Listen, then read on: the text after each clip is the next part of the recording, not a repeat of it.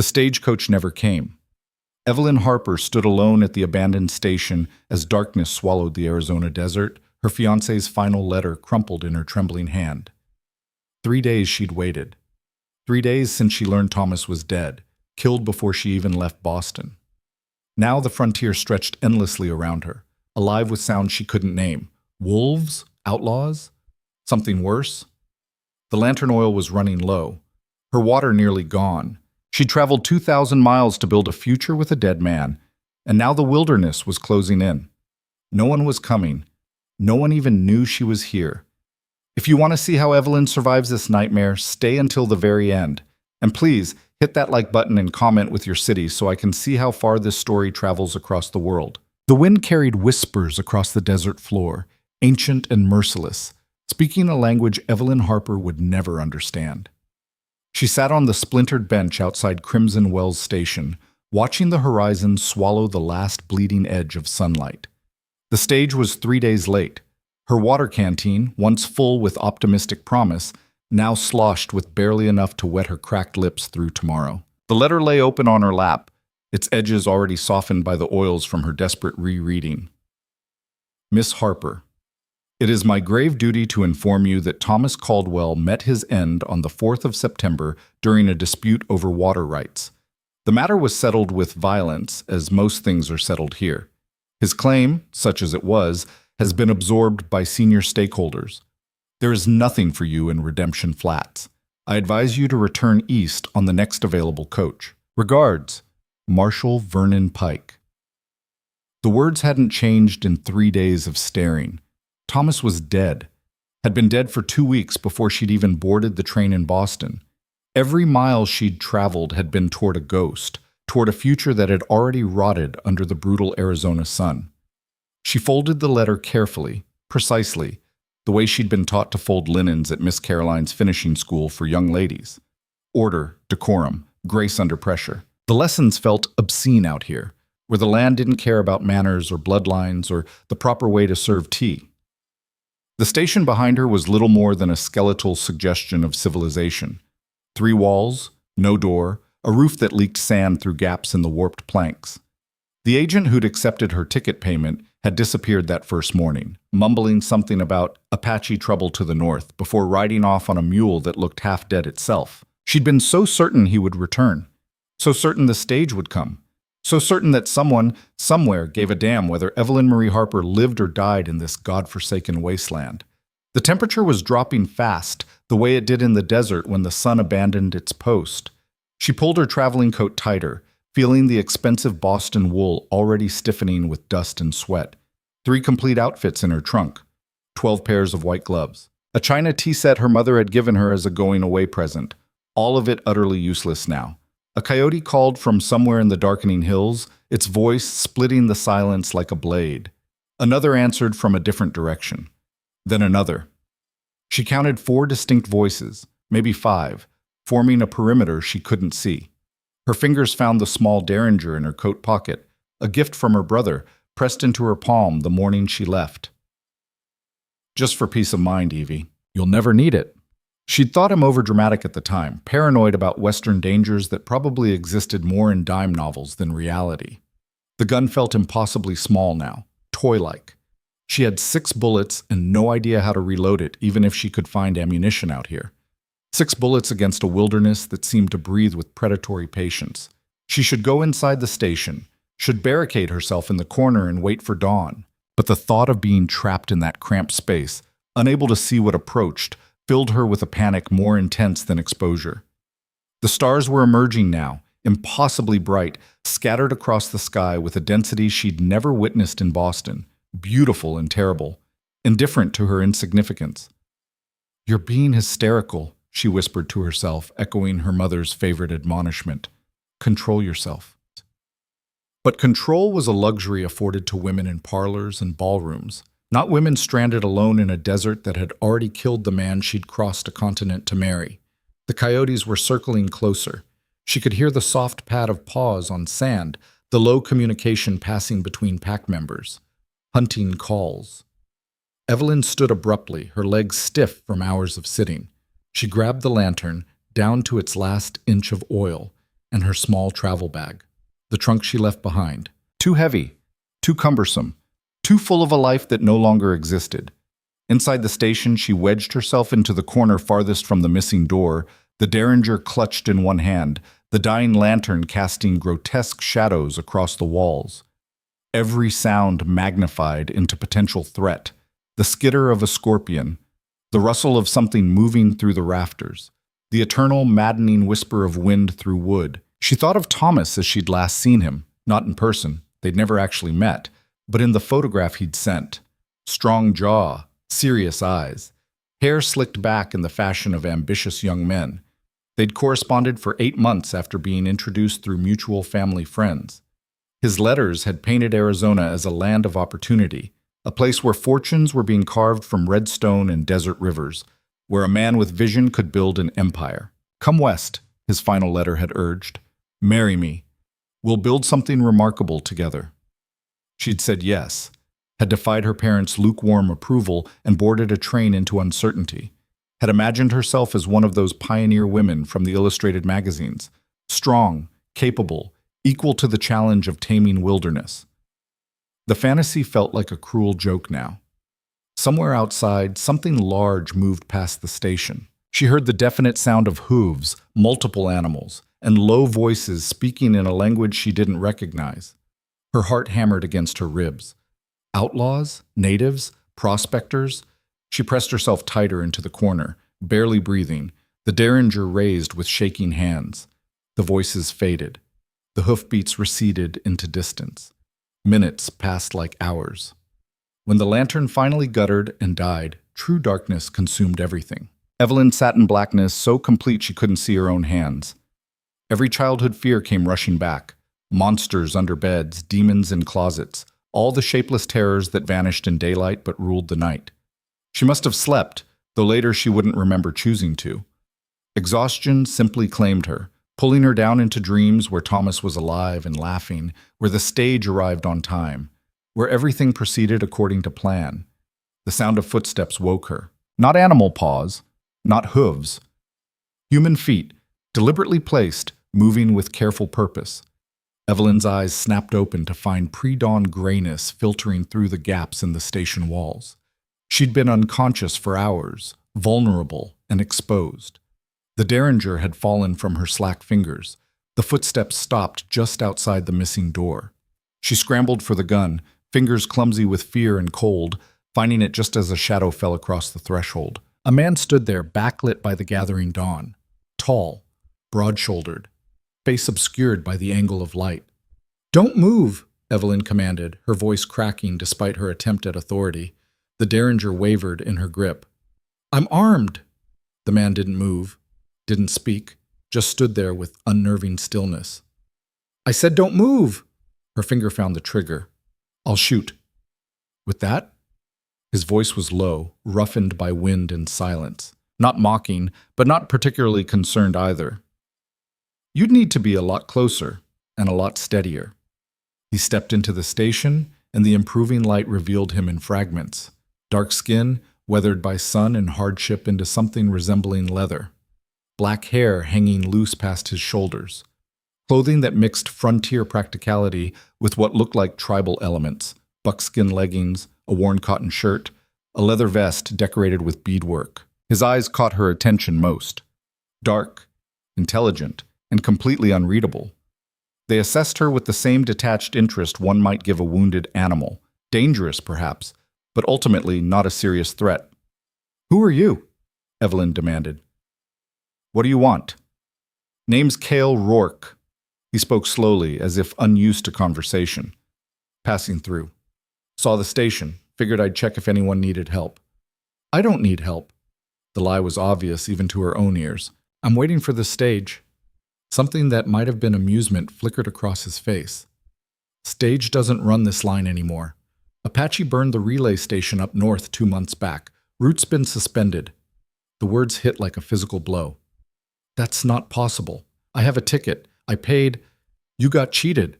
Rourke's tone suggested this was neither surprising nor particularly noteworthy. "Happens to greenhorns." "Greenhorn." The word stung with its casual dismissal. "I am not a..." You're sitting in an abandoned station with no water, no horse, and a gun you don't know how to use, waiting for help that isn't coming. He tilted his head slightly. What would you call it? Evelyn's face flushed hot. I had a plan. Arrangements were made. Plans die fast out here.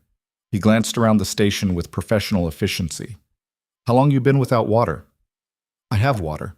She gestured toward her nearly empty canteen. How long? The intensity of his stare pulled the truth from her. Since yesterday afternoon. Rourke nodded, like this confirmed something. He turned and walked back outside without another word. Evelyn sat frozen, uncertain whether to be relieved or terrified. Was he leaving? Coming back? The ambiguity was maddening. He returned moments later carrying a water skin that looked well used and road-worn. He tossed it to her with casual accuracy. She caught it clumsily, nearly dropping the derringer in the process. Drink, he commanded, slowly. Your body's forgotten how. She wanted to refuse on principle, to maintain some dignity in this utterly undignified situation, but her cracked lips and swollen tongue overruled pride. She uncorked the skin and drank, the water tasting of leather and minerals and life itself. Easy. Rourke's voice held a warning. Too much too fast, you'll just bring it back up. She forced herself to stop, though every cell in her body screamed for more. Thank you. He acknowledged this with the barest nod. Where were you headed? Redemption Flats. The name felt hollow now. To meet someone, but he's... She couldn't finish the sentence. Dead? The bluntness was shocking. Yes. Got family back east? Yes, but wire them. Have them send passage money. Next town's about 40 miles south. 40 miles. The distance felt infinite. I can't walk 40 miles. No, Rourke agreed. You can't. Silence stretched between them, heavy with implications she was afraid to examine. I could guide you, he said finally, the words seeming to cost him something. Get you to Silverton Wells, there's a telegraph office there. Proper stage service. Why would you do that? He looked away, jaw tightening. Seems like someone should. It wasn't an answer, not really. But Evelyn had learned in the past 3 days that survival sometimes meant accepting help you didn't understand. I can pay you. She thought of the small amount of money sewn into the lining of her coat. Not much, but don't want your money. Rourke moved toward the door. Sun's coming up. We should leave now. Travel while it's cool. Gets up over 100 by midday. Now? Evelyn looked around frantically. But my trunk... Leave it. Take what you can carry in that bag. Nothing more. And for the love of... He stopped himself. Put that gun away before you shoot yourself. 20 minutes later, Evelyn sat behind Rourke on a paint horse that looked as worn and self-sufficient as its rider. Her small travel bag was tied to the saddle, containing 2 changes of undergarments, her mother's silver hairbrush, Thomas's letters, and the derringer she absolutely refused to leave behind, despite Rourke's clear opinion on the matter. Everything else, the trunk, the tea set, the carefully selected wardrobe, sat abandoned in the dust. The horse moved with smooth efficiency beneath them, Rourke's body swaying with its rhythm in a way that suggested he'd spent more time on horseback than on foot. Evelyn clung to his waist, acutely aware of the impropriety and completely unable to care. Propriety was for women who weren't fleeing death in the desert. They rode in silence through the early morning, the landscape transforming from flat scrubland to rolling hills cut through with dry washes and scattered juniper. The sun rose behind them, painting everything gold and red, beautiful in a harsh, unforgiving way. You got a name? Rourke asked after perhaps an hour of quiet. Evelyn Harper. From where? Boston. He made a sound that might have been a chuckle. Long way from Boston. Yes. She didn't elaborate. Didn't feel like explaining the whole sorry tale to the stranger's back. The man you came to meet, what happened to him? Water rights dispute. He was shot. Rourke nodded like this was entirely predictable. Redemption Flats, figures. That town's been killing people over water for 5 years. Won't stop till there's nobody left to kill. The casual fatalism in his voice was chilling. How do you know so much about it? I scout, guide sometimes, hunt bounties when money's tight. You see a lot. moving between settlements. Between settlements? She felt him stiffen slightly. You don't live in a town? No. Where then? Wherever I am. It was a non-answer that somehow said everything. This was a man who belonged nowhere, beholden to nothing, moving through spaces between the world she knew and the world she couldn't comprehend. Are you... She struggled with how to phrase the question. Your accent sounds American, but my mother was Chiricahua Apache. Father was Irish. The words were clipped, defensive. That answer what you're trying to ask? Evelyn fell silent, embarrassed by her own transparent curiosity. She'd read about the Indian Wars in newspapers, always presented as conflicts between civilization and savagery, progress and primitiveness. But Rourke didn't fit into any of those neat categories. He existed in the margins, defined by neither culture completely. The sun climbed higher. Heat began to radiate from the rocks around them. Evelyn's throat was already dry again despite the water she'd drunk earlier. She couldn't imagine how people survived out here, how they built lives in a place so actively hostile to human existence. Around midday, Rourke guided the horse into the shade of a narrow canyon. A thin stream trickled along its base, barely more than a ribbon of water, but precious as gold. Rest here, he said, dismounting with fluid grace. Let the horse drink. Evelyn slid down less gracefully, her legs trembling from hours of riding. She knelt beside the stream and splashed water on her face, the cold shock of it almost painful. When she looked up, Rourke was watching her with that same unreadable expression. What? She asked defensively. You're tougher than you look. Is that supposed to be a compliment? Just an observation. He turned away to tend to the horse. Most women from back east would be crying by now. Most women from back east didn't grow up with four brothers who took pleasure in testing their sister's mettle.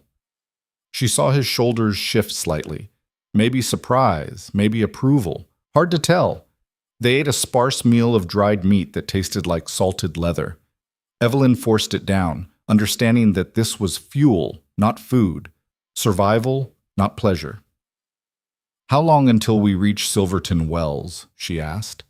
3 days if we don't hit trouble. What kind of trouble? Rourke's silence was answer enough. They rode through the afternoon, the landscape growing increasingly desolate. Evelyn found herself drifting into a strange state between waking and sleeping, her body moving with the horse's rhythm, her mind wandering through memories of the life she'd left behind, her mother's face tight with disapproval. Going west to marry a stranger. Have you lost your senses? Her father's resigned acceptance. If this is what you want, Evelyn. Her brother's mixture of concern and envy. Write to us. Tell us what it's like out there. What would she write now?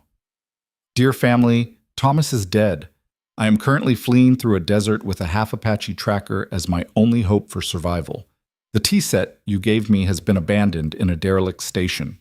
Please send money for passage home so I can return in complete disgrace. The thought of returning to Boston, of facing all those pitying looks and knowing smiles, filled her with dread almost equal to the desert itself. Riders ahead, Rourke said suddenly, his voice low and tense. Evelyn snapped to attention, following his gaze toward the horizon where dust rose in a thin column. Who? Can't tell yet. Could be prospectors, could be cowboys, could be trouble. He guided the horse toward a cluster of large boulders. We wait here, let them pass. They took cover in the shadow of the rocks, Rourke's hand resting casually on the rifle slung across his saddle. Evelyn found herself holding her breath as the riders came into view, 3 men on horseback moving fast, rifles visible. Bounty hunters, Rourke murmured, probably tracking someone north of here. How can you tell? The way they ride, the way they watch. Hunters and hunted move different from regular travelers. The riders passed without seeing them, disappearing into the heat shimmer. Are they dangerous? Evelyn asked. Everyone's dangerous out here. It's just a question of what triggers them. They emerged from cover and continued riding. The sun began its descent, shadows lengthening across the red earth. Evelyn's entire body ached from the saddle. Her skin felt scorched despite her coat, and her lips had cracked open in places, tasting of blood. But she hadn't complained, hadn't cried, hadn't proven Rourke's observation about weak Eastern women correct. As twilight approached, he guided them to a sheltered area between two rock formations. "We'll camp here tonight." Evelyn slid from the horse with profound relief. Her legs nearly buckled when they hit ground. "Build a fire," Rourke instructed, already unsaddling the horse. "Small one, in that depression there." She stared at him. "I don't know how to build a fire." He looked at her like she'd just admitted to not knowing how to breathe. "You don't know how to build a fire?" "We had servants for that." Even to her own ears, it sounded absurd. Rourke closed his eyes briefly as if summoning patience. Then he gathered dry wood and demonstrated with exaggerated slowness, striking flint against steel until sparks caught in a nest of tinder. "Watch the wind," he said. "Keep it small. Too much light attracts attention." "From what?" "From whoever's out there looking for something to take." The casual revelation that they were potential prey sent ice through her veins. She'd known, intellectually, that the frontier was dangerous, but knowing and understanding were different things entirely. They ate more dried meat and some kind of hard bread that required extended chewing. Rourke rationed the water with careful precision. The fire cast flickering shadows across his face, highlighting the sharp angles of his cheekbones, the set of his jaw. "Why did you really help me?" Evelyn asked into the silence. He didn't answer immediately, staring into the flames as if they might contain some explanation. "Seemed wrong to leave you there." "But you don't know me. I could be anyone." "You're someone who needs help. That's enough." "Is it? Out here? Where everyone's dangerous and resources are scarce?" His eyes met hers across the fire. "My mother used to say that surviving makes you hard, but choosing kindness despite that hardness makes you human. Figured I'd try being human today." The simple honesty of it disarmed her completely. "What happened to her? Your mother?" Pain flickered across his face, there and gone so quickly she almost missed it. "Cholera, long time ago." "And your father?" "Hanged for a crime he didn't commit when I was 14. The words were delivered without inflection, but they carried the weight of old wounds never fully healed. Evelyn felt something shift in her chest, recognition, perhaps, of shared loss and undeserved hardship. "I'm sorry," she said quietly. Rourke shrugged. "Life's got teeth. Bites everybody eventually." They sat in silence after that, the fire burning low, stars emerging overhead in their impossible thousands. Somewhere in the distance, a coyote called, answered by another, a conversation in a language older than words. Evelyn watched Rourke through the dying flames, this man who lived between worlds, who'd chosen to help a stranger when every practical consideration said to leave her behind. He mystified her, this walking contradiction of hard survival and unexpected gentleness. "You should sleep," he said without looking at her. "I'll keep watch." "What about you?" "I'll sleep later. Someone needs to make sure nothing eats you in the night." Despite everything, she almost smiled. "Nothing's going to eat me." "You're right, because I'll be watching." She settled against her bag, using it as a pillow, acutely aware that she was sleeping in the open desert with a man she'd met less than 12 hours ago. Every rule of propriety and safety screamed that this was madness. But propriety was a luxury, and safety was an illusion. The only real thing was the ground beneath her and the man keeping watch, and somewhere beyond the firelight, the vast indifferent wilderness that cared nothing for her fears or her future.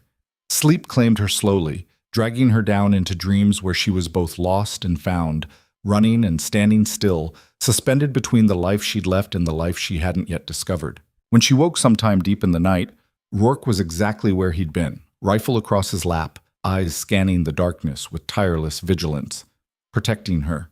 This stranger who owed her nothing. She closed her eyes again, and for the first time since reading the marshal's letter, felt something other than fear.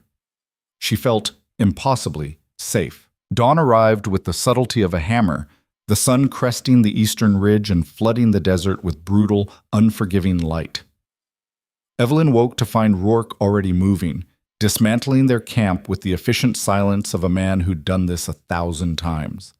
The fire was nothing but cold ash, scattered and buried. Any trace of their presence was being systematically erased. "We need to move," he said without preamble. "Storm's coming." Evelyn sat up, her body screaming in protest. Every muscle had stiffened overnight. Her back ached from the hard ground.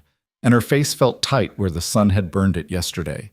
She looked at the sky, cloudless, painfully blue, and saw nothing that suggested rain. "I don't see any storm." Rourke pointed west toward a horizon that looked identical to every other direction. "See that haze? That's dust. Big one, maybe 3 hours out. We need to find shelter before it hits." She struggled to her feet, her legs trembling. "How bad can a dust storm be?" He stopped what he was doing and looked at her directly. "Bad enough to strip skin from bone if you're caught in the open. Bad enough to suffocate a horse. Bad enough that I've seen grown men go mad from breathing dirt for 6 hours straight." The matter-of-fact delivery was somehow more terrifying than if he'd tried to frighten her. This was simply information, the way one might mention that winter was cold or fire was hot. They were on the horse within minutes, Evelyn's small bag secured, her body pressed against Rourke's back as they moved at a pace that felt reckless across the uneven terrain.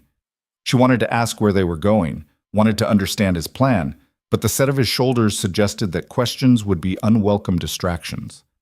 The landscape began to change, the flat scrubland giving way to rocky outcroppings and deep washes carved by flash floods. Rourke navigated through them with the confidence of someone reading a map written in stone and shadow, finding paths where Evelyn saw only obstacles. Behind them, the western horizon was darkening, the haze thickening into something that looked solid, a wall of brown advancing with terrible inevitability. "There," Rourke said, pointing toward a cluster of rock formations ahead. "Cave system. Used it before." He pushed the horse harder, and Evelyn clung tighter, feeling the animal's labored breathing, sensing its fear of what approached from behind. They reached the rocks just as the first gusts of wind hit, carrying grit that stung exposed skin like tiny needles. Rourke dismounted in a fluid motion and pulled Evelyn down beside him. "Get inside, deep as you can go." The cave entrance was a narrow gap between two massive boulders, barely wide enough for the horse. Rourke led the animals through with gentle urgency, speaking to it in a language Evelyn didn't recognize. Soft, rhythmic sounds that seemed to calm the frightened creature. Inside, the cave opened into a larger chamber, the walls smooth from centuries of water and wind. Light filtered through cracks in the rock ceiling, creating shifting patterns on the floor. The temperature dropped immediately, the thick stone walls providing insulation from the building heat outside. "How far back does it go?" Evelyn asked, her voice echoing strangely. "Far enough. There's a spring about 50 yards in, never runs dry." Rourke was already unpacking, moving with practiced efficiency. "We'll be here until the storm passes. Could be hours, could be a day." "A whole day?" "These storms don't follow schedules." He pulled out the water skin and took a long drink before offering it to her. "Might as well get comfortable." Outside, the wind was building to a roar, a sound like a living thing screaming its rage across the desert. Through the cave entrance, Evelyn could see the world turning brown, visibility dropping to nothing as the dust wall hit with full force. She'd never experienced anything like it. The noise was overwhelming, a constant battering assault that made conversation nearly impossible. Dust began to filter into the cave despite the protected entrance, hanging in the air like fog, coating everything with fine grit. Rourke led the horse deeper into the cave, toward the spring he'd mentioned. Evelyn followed, one hand trailing along the wall for balance as the light faded. The sound of the storm became muffled, distant, more bearable. The spring emerged from a crack in the rock wall, forming a small pool before disappearing back into the earth. The water was clear and cold, and Evelyn knelt beside it gratefully, washing the dust from her face and hands. "Drink as much as you want," Rourke said, tending to the horse. "This is one place we don't have to ration." She drank deeply, the water tasting of minerals and stone, clean in a way that city water never seemed to be. When she finally sat back, she realized Rourke was watching her with that same unreadable expression. "What?" she asked, suddenly self-conscious. "You haven't complained once." "Would it help?" "No." "Then what would be the point?" She wrung water from her hair, feeling the grit embedded in every strand. "My mother always said that suffering should be endured with grace and dignity." "Your mother ever endure anything like this?" Evelyn laughed, the sound harsh and unexpected. "The greatest hardship my mother ever faced was a delayed shipment of French silk. No, she has no idea what any of this is like." "But you came anyway, left that comfortable life behind." "For what?" A dead man and a worthless land claim? The bitterness surprised her. I traded everything for nothing. Rourke was quiet for a moment, settling against the cave wall. The horse stood nearby, finally calm, drinking from the pool. You traded one life for another. Doesn't mean the new one's worthless just because it's not what you expected. The new life involves slowly dying in a desert. You're not dead yet. The simplicity of it was almost funny. Is that supposed to be encouraging? It's supposed to be true. He pulled out the dried meat and offered her a piece. You're alive. You're adapting. You're learning. That's more than most people manage when their plans fall apart. She took the meat, chewing slowly. Outside, the storm continued its assault. But in here, in this pocket of stillness carved from stone, the danger felt distant, almost theoretical.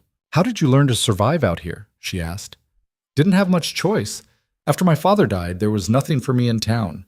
Too white for the reservation, too Indian for the settlements. Learned to live in the spaces nobody else wanted. That sounds lonely. It is. No hesitation, no attempt to soften it. But lonely's better than dead, and dead's what I'd have been if I'd tried to belong somewhere that didn't want me. Evelyn absorbed this, understanding for the first time the full weight of what he'd said yesterday about being half Apache, half Irish. He existed in a permanent state of exile, claimed by neither heritage completely, forced to forge his own identity from the fragments of two worlds that had little use for mixtures. Do you ever wish you could belong somewhere? She asked quietly. Rourke's jaw tightened. Wishing's for people with options. I've got skills and I've got survival. That's enough. Is it? He turned those dark, unreadable eyes on her. Has to be. They sat in silence for a while, the storm's fury a constant backdrop. Evelyn found herself studying him in the dim light, the hard lines of his face, the way his hands never quite stilled, always ready for action, the careful distance he maintained even in this confined space. Can I ask you something? She ventured. You're going to whether I say yes or not. Fair point. Why did you really stop at that station? You said you were passing through, but passing through to where? Nowhere specific. Just away from somewhere else. That's not an answer. It's the only one you're getting. But there was no hostility in his tone, just firm boundary setting. She tried a different approach. How long have you been doing this? Guiding, tracking, whatever you call it? 10 years, give or take. He shifted against the wall, settling into a more comfortable position. Started as a tracker for the Army, then went independent when I realized they paid better for freelance work. The Army hired you. They hire whoever can find what they're looking for. Doesn't matter what color you are when someone's lost in hostile territory. A pause. Of course, soon as you're back in camp, it matters plenty. The casual mention of discrimination sat heavy in the air between them. Evelyn thought of Boston society, of the carefully maintained hierarchies, the invisible lines that determined who was welcome where. She'd thought herself progressive for crossing a continent alone, but she was beginning to understand that she'd brought many of those same assumptions with her, packed as carefully as her white gloves. I'm sorry, she said, for whatever that's worth. Sorry for what? You didn't do anything. For the way things are. For the fact that you have to live in the margins because people can't see past. Don't. The word was sharp, cutting her off. Don't apologize for things you can't control, and don't pretend to understand what you haven't lived. She fell silent, chastened. He was right, of course. Her sympathy was cheap currency, worth nothing against the weight of actual experience. The storm raged on. Hours passed in that strange, suspended state that caves created, time becoming elastic, unmeasured by the sun's passage. They ate sparingly, drank from the spring, and spoke in fragments, never quite comfortable, never quite strangers. Tell me about Boston, Rourke said eventually, surprising her. Why? Never been east. Curious what it's like.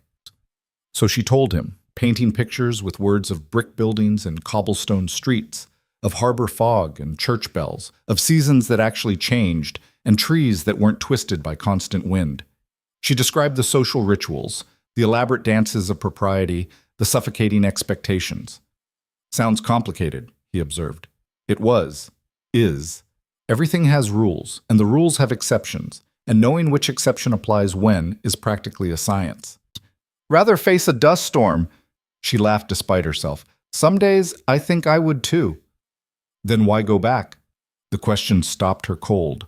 Why was she planning to return? Because it was familiar? Because it was safe? Because she couldn't imagine an alternative? I don't know, she admitted. What else would I do? Whatever you want. That's what the frontier's supposed to be about. Starting over, making something new. Easy for you to say. You know how to survive here. You're learning. I don't even know how to build a fire. Now you do. He gestured to the cold ashes from last night. One skill at a time, you figure it out. And then what? I become a desert hermit? Live in caves and eat leather? Or you find a town that needs a teacher? Or a hotel that needs running? Or you stake a claim and prove it up? He shrugged. Out here, people care less about where you came from and more about what you can do. The idea was simultaneously terrifying and thrilling. Start completely over. Build a life from nothing, without the weight of family expectations or social obligations. Become someone entirely new. I wouldn't know where to start, she said quietly. Nobody does. That's the point. Outside, the storm was finally weakening, the roar diminishing to a howl, then to a moan, then to scattered gusts that whistled through gaps in the rock. Rourke stood and moved toward the entrance, checking the conditions. Clearing, he announced. We can move in an hour or so. Let the worst of the dust settle. Evelyn joined him at the entrance, looking out at a world transformed. The landscape was buried under inches of fine sand, every feature softened and altered. The sky was still brown, but lightening, the sun a pale disk struggling through the haze. Does it always change this fast? She asked. Desert's got 1,000 faces. You never see the same one twice. They prepared to leave in silence, the strange intimacy of the cave hours fading as practical concerns reasserted themselves. Evelyn felt oddly reluctant to go, as if the cave had become a sanctuary for more than just the storm. When they emerged into the settling dust, the world smelled of earth and electricity, pregnant with the promise of rain that might or might not come. The horse picked its way carefully through the altered terrain, Rourke guiding it with subtle pressure, reading the land like text. How much further to Silverton Wells? Evelyn asked. Day and a half if we push, 2 days if we play it safe. Which will we do? Depends on what we run into. Always conditional, always dependent on factors beyond their control. It was exhausting, this constant adaptation, this perpetual state of readiness. How did he live like this, year after year, never certain of anything? They rode through the afternoon, the sun burning away the dust haze, the temperature climbing to levels that made breathing feel like inhaling fire. Evelyn's lips cracked further, bleeding in places. Her skin felt stretched tight across her bones. She'd given up trying to maintain any semblance of the woman who'd left Boston. That person was gone, scoured away by wind and hardship. As evening approached, they reached a point where the land dropped away into a series of steep canyons, the rocks striped with layers of red, orange, and white, beautiful in a harsh, indifferent way. We'll camp up there, Rourke said, pointing to a shelf of rock overlooking the canyons. Good sight lines, defensible. The casual mention of defense sent a chill through her. Are you expecting trouble? Always expect trouble. Most of the time you're wrong, but the one time you're right saves your life. They made camp as the sun set, the sky turning violent shades of orange and purple. Rourke built another small fire, and this time Evelyn helped, her hands remembering the process from watching him. It took longer than when he did it, but eventually sparks caught and flames spread through the tinder. Better, he said, something almost like approval in his voice. They ate their meager ration as full darkness fell. The temperature dropped rapidly, the desert's heat fleeing into the cloudless sky. Evelyn wrapped her coat tighter, wishing she'd thought to bring something warmer. Here. Rourke tossed her a blanket from his pack. You need it more than I do. What about you? I'm used to it. She wanted to argue, but her shivering body overruled pride. She wrapped the blanket around herself, grateful for the warmth, acutely aware that it smelled like smoke and leather and him. Tomorrow we'll reach the borderlands, Rourke said, staring into the fire. Territory between settlements. That's where it gets complicated. Complicated how? Lots of people hiding in those spaces. Deserters, outlaws, folks running from something. They don't take kindly to strangers. And we're strangers. We're worse. We're traveling together, which means people will make assumptions. Evelyn felt heat rise in her face that had nothing to do with the fire. What kind of assumptions? The kind that lead to questions we don't want to answer. He met her eyes across the flames. Tomorrow, in town, people are going to judge us. Judge you for traveling with someone like me. Judge me for being where I'm not wanted. It's going to be ugly. I don't care what they think. You say that now. Wait until you're face to face with it. His certainty annoyed her. You think I'm that shallow? That I'd abandon you because some small-minded people disapprove? I think you're from Boston, and Boston's got its own set of prejudices you've been swimming in your whole life. Being out here for a few days doesn't wash that away. You don't know me. I know people. He stood abruptly. Get some sleep. Tomorrow's going to be harder than today. He walked to the edge of camp, putting distance between them, and Evelyn was left staring at the fire, anger and hurt warring in her chest. How dare he assume she was like everyone else? How dare he judge her based on where she came from? But a small, honest voice in the back of her mind whispered that maybe he had earned the right to those assumptions. Maybe he'd been disappointed enough times to know better than to hope for different. She lay down near this fire, wrapped in his blanket, and stared at the stars until exhaustion claimed her. Her dreams were troubled, full of crowds pointing and whispering, of doors closing in her face, of standing at crossroads without a map. The next day dawned clear and mercilessly bright. They broke camp in silence, the easy rapport of yesterday buried under Rourke's warning. Evelyn wanted to bridge the gap but didn't know how, so she stayed quiet, letting the horses' rhythm and the desert's vastness fill the space between them. By mid-morning, they saw the first signs of civilization, a fence line, though the fence itself had mostly collapsed. Then a burned-out homestead, the chimney standing like a gravestone among the ashes.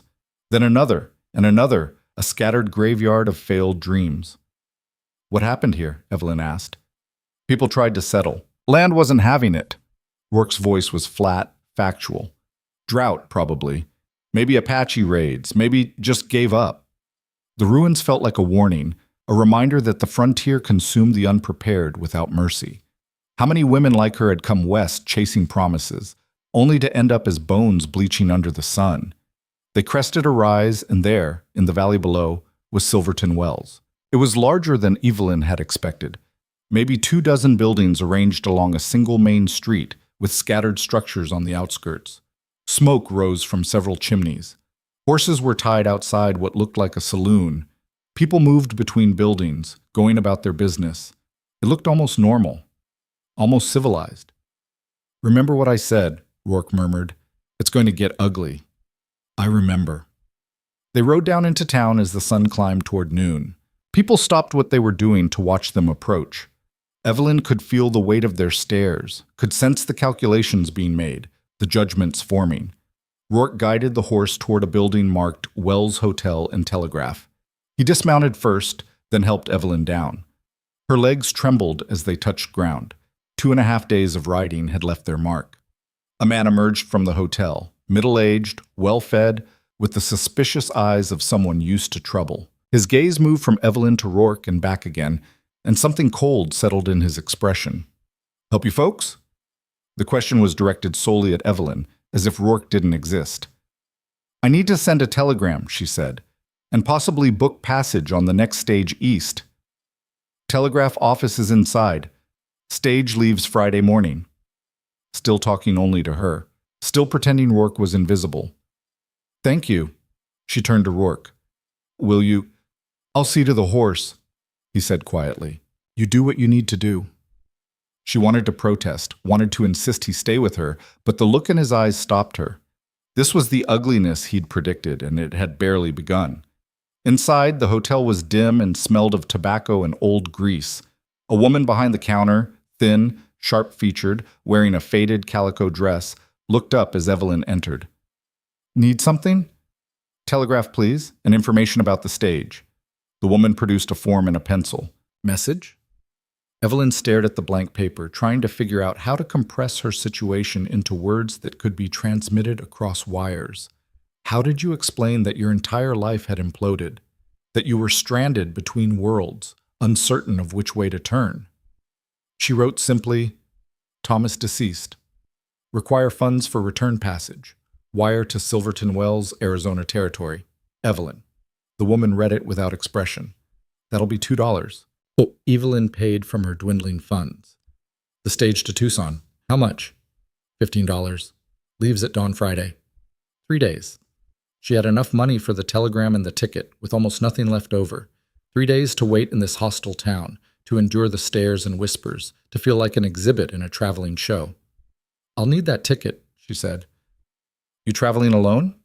The question had an edge to it. Yes. Because if you're thinking of bringing that half-breed along, the stage company has rules.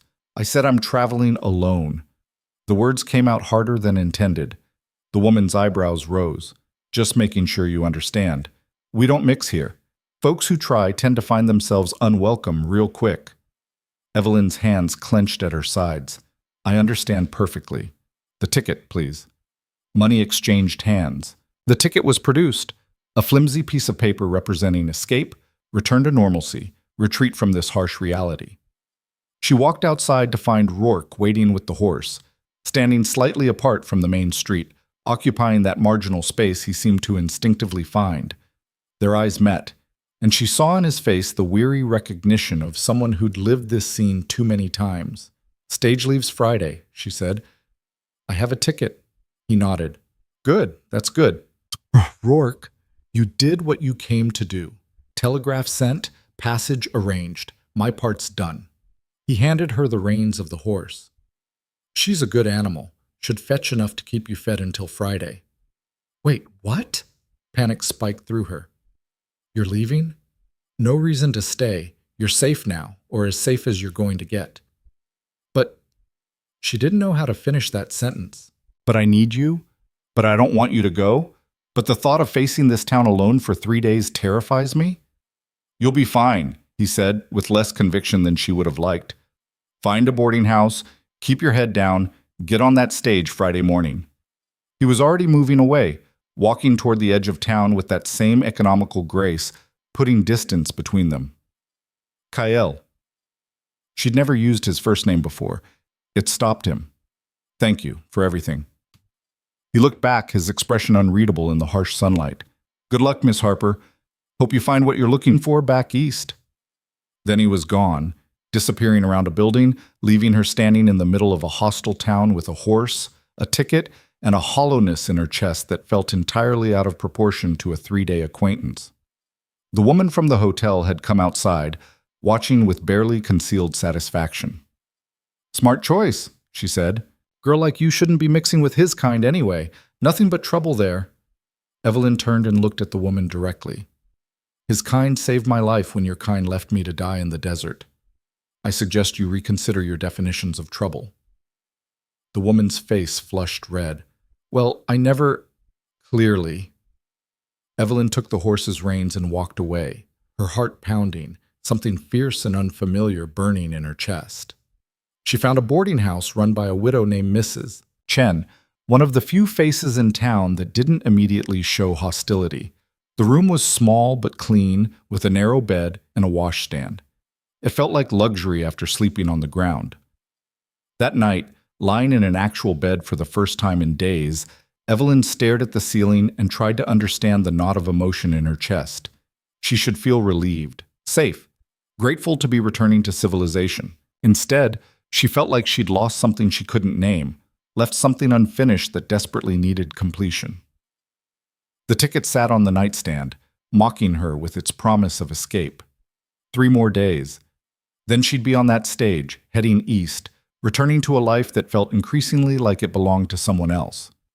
Outside, the frontier night sang its ancient song, wind and distance and infinite possibility. And somewhere out there, Cale Rourke was making camp alone, believing he'd done his duty, believing she'd made her choice. He was wrong, but Evelyn didn't know that yet. The first full day in Silverton Wells crawled by with excruciating slowness. Evelyn woke to sunlight streaming through the thin curtains of her rented room, the sounds of the town coming to life below, horses in the street, men shouting to each other, the rhythmic clang of a blacksmith's hammer. Normal sounds, civilized sounds. They felt alien after days of desert silence. She dressed carefully in her cleanest remaining outfit, attempting to restore some semblance of respectability. The mirror above the washstand showed a stranger, face burned brown by the sun, lips cracked and healing, eyes that looked harder than they had a week ago. Boston Evelyn was disappearing, replaced by someone she didn't yet recognize.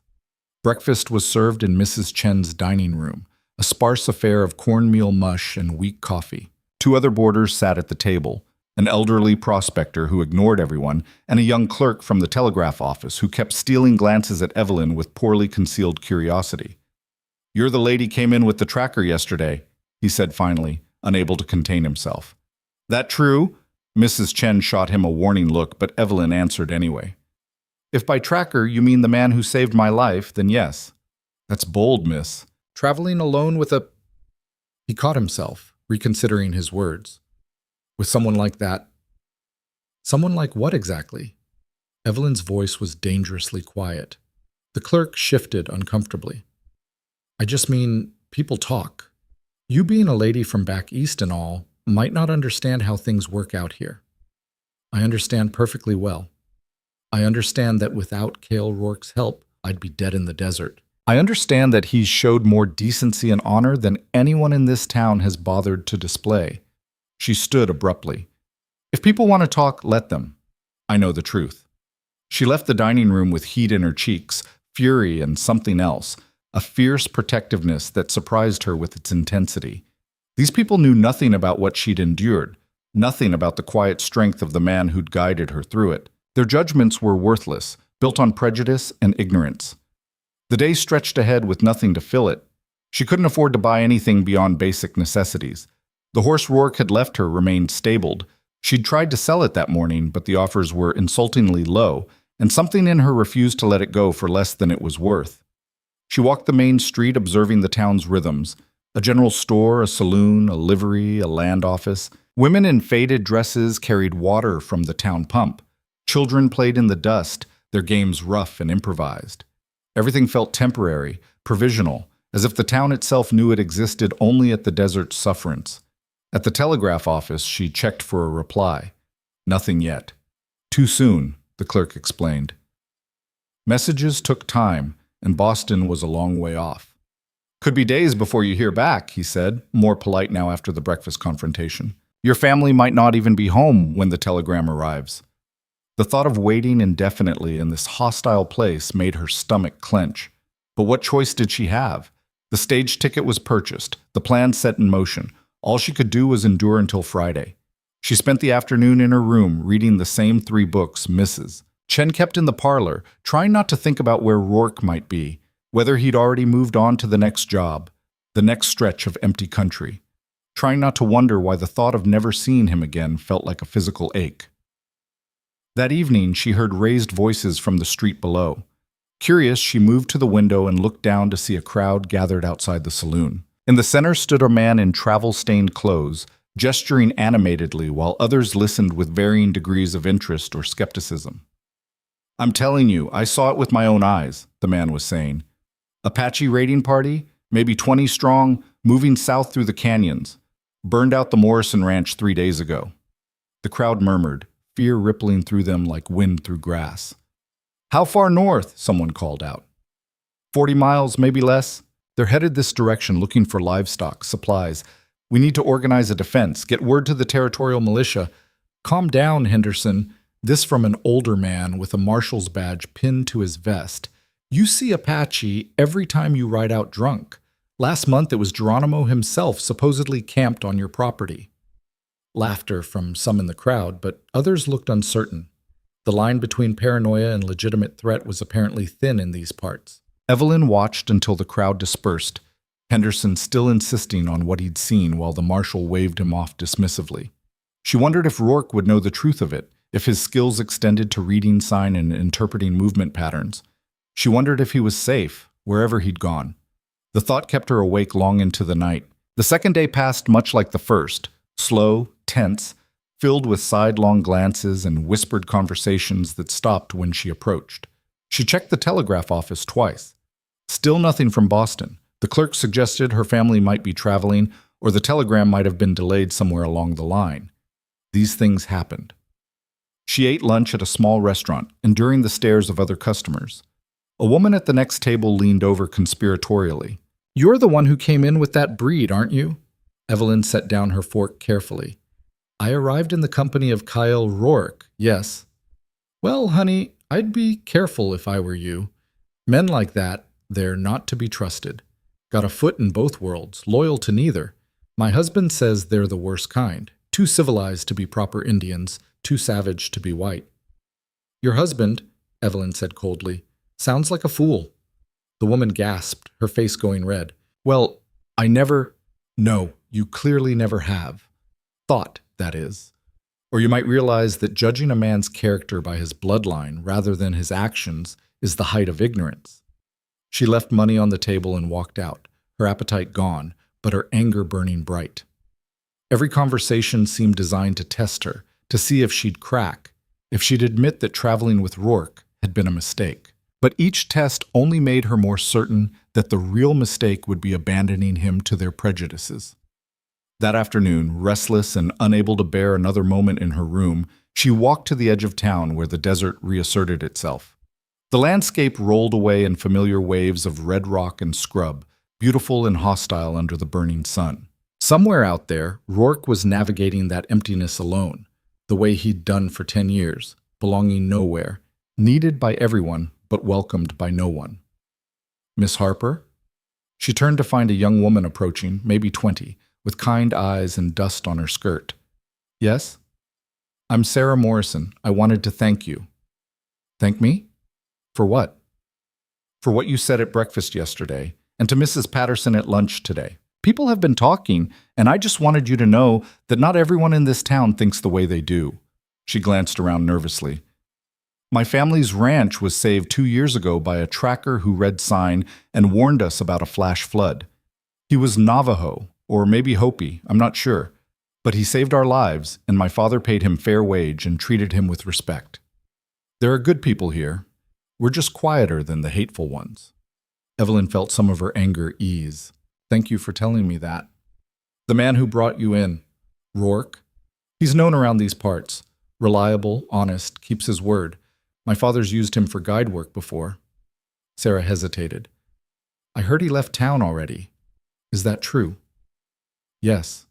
His job was done." "That must have been hard, after everything you went through together."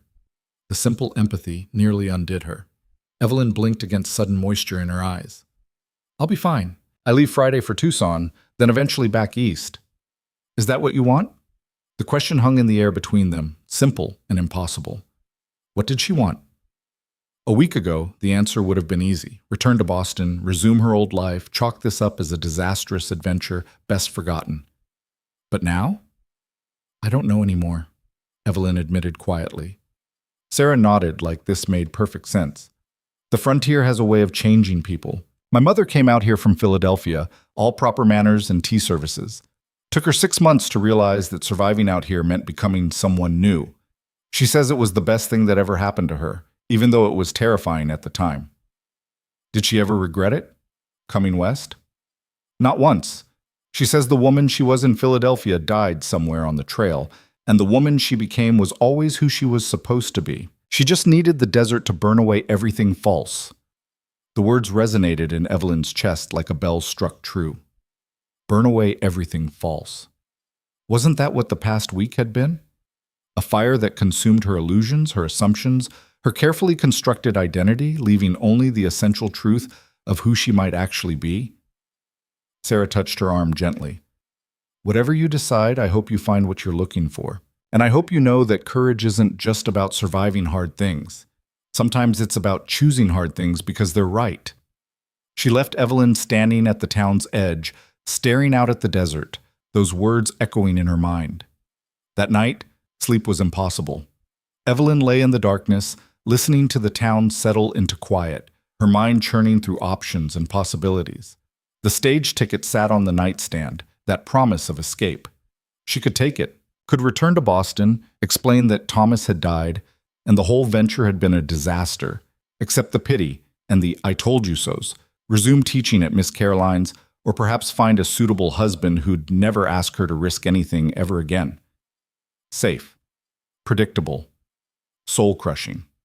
Or she could stay, But stay and do what? She had no money, no prospects, no skills that seemed valuable in a place like this. She could build a fire now, could ride a horse adequately, could endure hardship without collapsing. But those were survival skills, not livelihood. And underneath all the practical considerations ran a deeper current. The image of Rourke's face when he'd left, the certainty in his voice that she'd made her choice, that she belonged back east, not in his world of margins and wilderness. He'd been so sure, so resigned to her leaving. What if he was wrong? The third day dawned with a commotion that pulled Evelyn from troubled half-sleep. Voices shouting in the street, horses moving fast, an urgency that cut through the normal morning sounds. She dressed quickly and went downstairs to find Mrs. Chen in the hallway, face pale. What's happened? Apache raid on the Donovan place, just 15 miles north. Henderson was right after all. They hit before dawn, took horses and supplies, burned the barn. No one was killed, thank heaven, but the family barely escaped. Fear rippled through the boarding house, other guests emerging from rooms with anxious questions. The elderly prospector began muttering about going back to California. The telegraph clerk looked like he might faint. Is the town in danger? Evelyn asked. The marshal's forming a militia, sending riders to Fort Benson for help. They're telling everyone to stay inside, keep weapons ready. Mrs. Chen wrung her hands.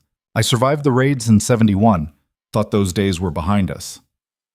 Throughout the morning, tension built like a physical pressure. Men gathered in the street carrying rifles, arguing about defense strategies. Women secured shutters and herded children indoors. The saloon closed. The general store sold out of ammunition within an hour. Evelyn stood at her window, watching the controlled panic, feeling strangely detached. She'd been so focused on her own small drama, the stage ticket, the return to Boston, the question of what to do with her life, that she'd forgotten the larger context of violence and uncertainty that defined this place. People lived with death always just beyond the perimeter, survived by staying alert and prepared, and sometimes just lucky. By afternoon, scouts had returned with more information. The raiding party had moved south but might circle back. The fort was sending soldiers, but they wouldn't arrive until tomorrow at earliest. Tonight, Silverton Wells would be on its own. Stage is canceled, Mrs. Chen informed the boarders at dinner. Won't run until the territorial militia says it's safe. Could be days, could be weeks. The clerk looked relieved. He wouldn't have to brave the open road. The prospector looked resigned. Evelyn felt something that might have been dark amusement. Even escape was being denied her. The universe seemed determined to keep her here, to force some kind of decision she wasn't ready to make. That evening, as the sun set in its usual spectacular violence of color, someone knocked on the boarding house door. Mrs. Chen opened it cautiously, rifle in hand, then stepped back in surprise. You've got nerve coming here, she said, but not unkindly.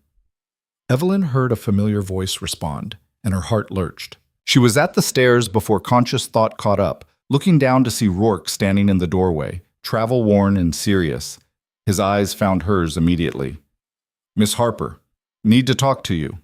Mrs. Chen glanced between them, reading something in the air, and stepped aside. Parlor's empty. Make it quick. The parlor was small, furnished with worn chairs and faded curtains. Rourke stood near the window, keeping distance between them, his hat in his hands. You shouldn't be here, Evelyn said, though her voice lacked conviction. The town's barely tolerating my presence. You being here will only make things worse. Don't care about the town. His eyes were intense, searching her face. I heard about the raid. Came back to make sure you were safe. You came back for me? Shouldn't have left in the first place. The words came out rough, like they'd been building pressure for days. Kept writing, kept telling myself you'd made your choice. You didn't need me complicating things. But I couldn't get far. Couldn't stop thinking about you stuck here alone while Apache are raiding nearby. Evelyn's breath caught. The raid isn't your responsibility. You are. He said it simply, like stating a fact of nature. Don't know when that happened exactly, but somewhere between that station and here, you became my responsibility. And I don't abandon my responsibilities. Is that all I am? A responsibility? The question hung between them, loaded with implications neither had dared voice before. Rourke's jaw tightened, his knuckles white around his hat brim. No, he said finally, that's not all you are. The admission cost him something. She could see it in the tension of his shoulders, the vulnerability that flashed across his face before he could hide it. This was a man who'd survived by keeping emotional distance, by never letting anyone matter enough to hurt him. And here he was, confessing that she'd slipped past those defenses. Then what am I? Evelyn pressed, moving closer. Because I need to understand what's happening here. I need to know if I'm imagining this. You're not imagining anything. His voice was low, almost harsh. But that doesn't change reality. You've got a ticket east. You've got a life waiting for you. I've got nothing to offer except hard living and a world that'll judge you for choosing someone like me. Someone like you, she repeated, anger sparking. You mean someone honorable, someone brave, someone who's shown me more genuine respect in a few days than most men manage in a lifetime? I mean someone who doesn't fit, who never will. You think this town is bad? Wait until you see how the rest of the territory reacts. Wait until you understand what it means to be connected to someone who's neither white enough nor Indian enough for anyone's comfort. You're trying to scare me off. I'm trying to be honest. He finally looked directly at her, and the raw emotion in his eyes nearly stole her breath. You deserve better than a life lived in the margins. Better than what I can give you. What if I don't want better? The words came out before she could stop them, true and terrifying. What if I want real instead of easy? What if everything I thought I wanted burned away in that desert and I'm still figuring out what's left? Rourke stared at her like she'd spoken in a foreign language. You don't know what you're saying. Don't I? I'm 24 years old. I've crossed a continent, survived abandonment, endured a dust storm, and faced down this entire hostile town. I think I've earned the right to know my own mind.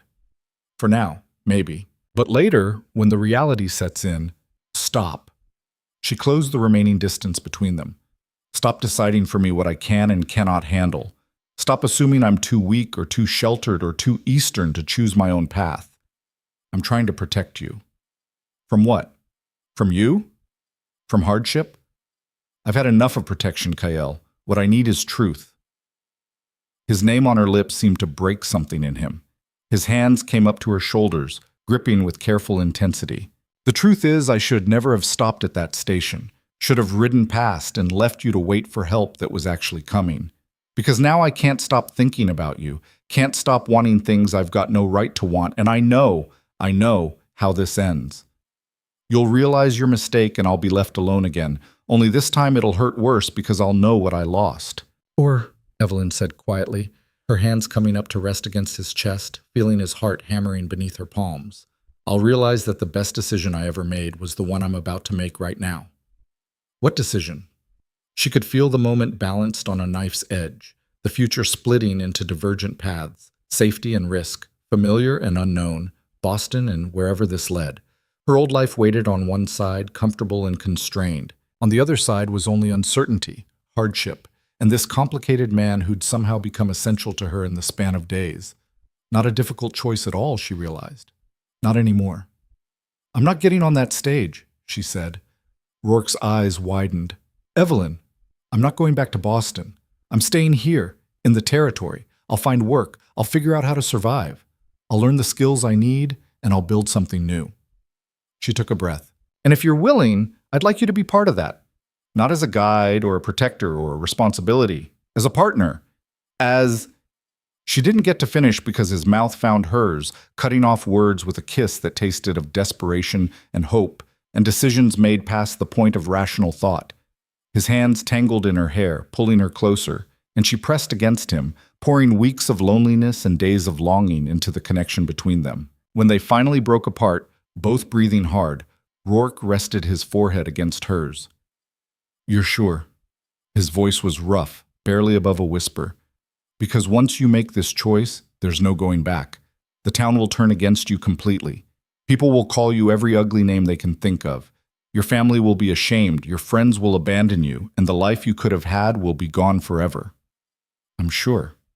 And she was. Absolutely certain in a way she'd never been about Thomas, about Arizona, about any of the choices that had led her here. I'd rather face judgment with you than live comfortably without you. He kissed her again, softer this time, like sealing a promise. Then we leave tonight, soon as it's dark. Town's distracted with the raid threat. We can slip out. Head west into country, I know. There's places we can go, places where no one cares about bloodlines or propriety. We'll have to live rough for a while, but tonight, Evelyn pulled back slightly. The Apache raids, I can navigate around them. I know the land, know how to read sign. We'll be safer out there than trapped in this town when suspicion turns to accusation. His hands framed her face. Trust me? With my life. Then pack light. Only what you absolutely need.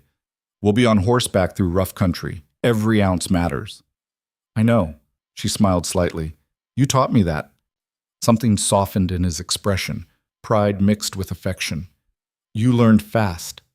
Faster than anyone I've guided. Made me think maybe you belonged out here after all. I didn't belong anywhere until I met you. The words hung between them, heavy with truth. Two people who'd existed in the margins of their worlds, finding in each other a home that no geography could provide. 2 hours, Rourke said. I'll bring supplies and a second horse. Meet me at the north edge of town near the old Spanish well. You remember where that is? I remember. And Evelyn? He caught her hand. If you change your mind, if you realize this is madness, I won't. But if you do, I'll understand. I won't hold it against you. You can take that stage Friday with my blessing. She squeezed his hand. I'm not changing my mind. Whatever comes, we face it together.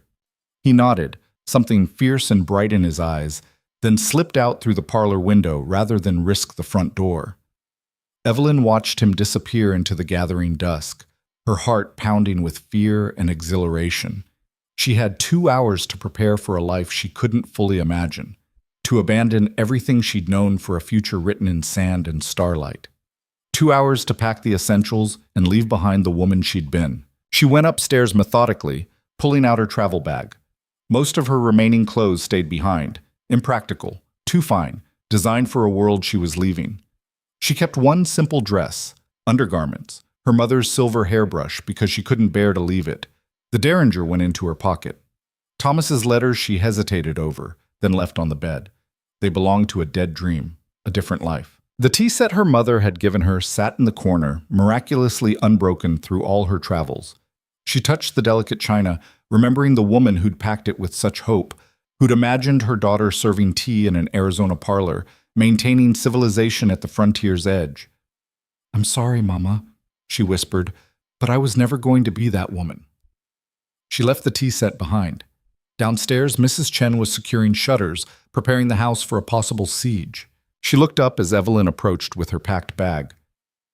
You're leaving? Not a question. Yes. With him, the tracker. Yes. Mrs. Chen studied her for a long moment, then nodded slowly. I thought you might. Saw it in your face when he walked in. She moved to a drawer and pulled out a small pouch. Take this. It's not much, but it'll help. Evelyn opened the pouch to find perhaps $15 in mixed coins and bills. I can't, you can, and you will. I was young once, made a choice that everyone said was foolish. Left China to come here with a man who died 6 months after we arrived. Everyone said I should go back, admit defeat. I stayed anyway. Built this place with my own hands and sweat. She pressed the pouch into Evelyn's hands. Sometimes the foolish choice is the only honest one.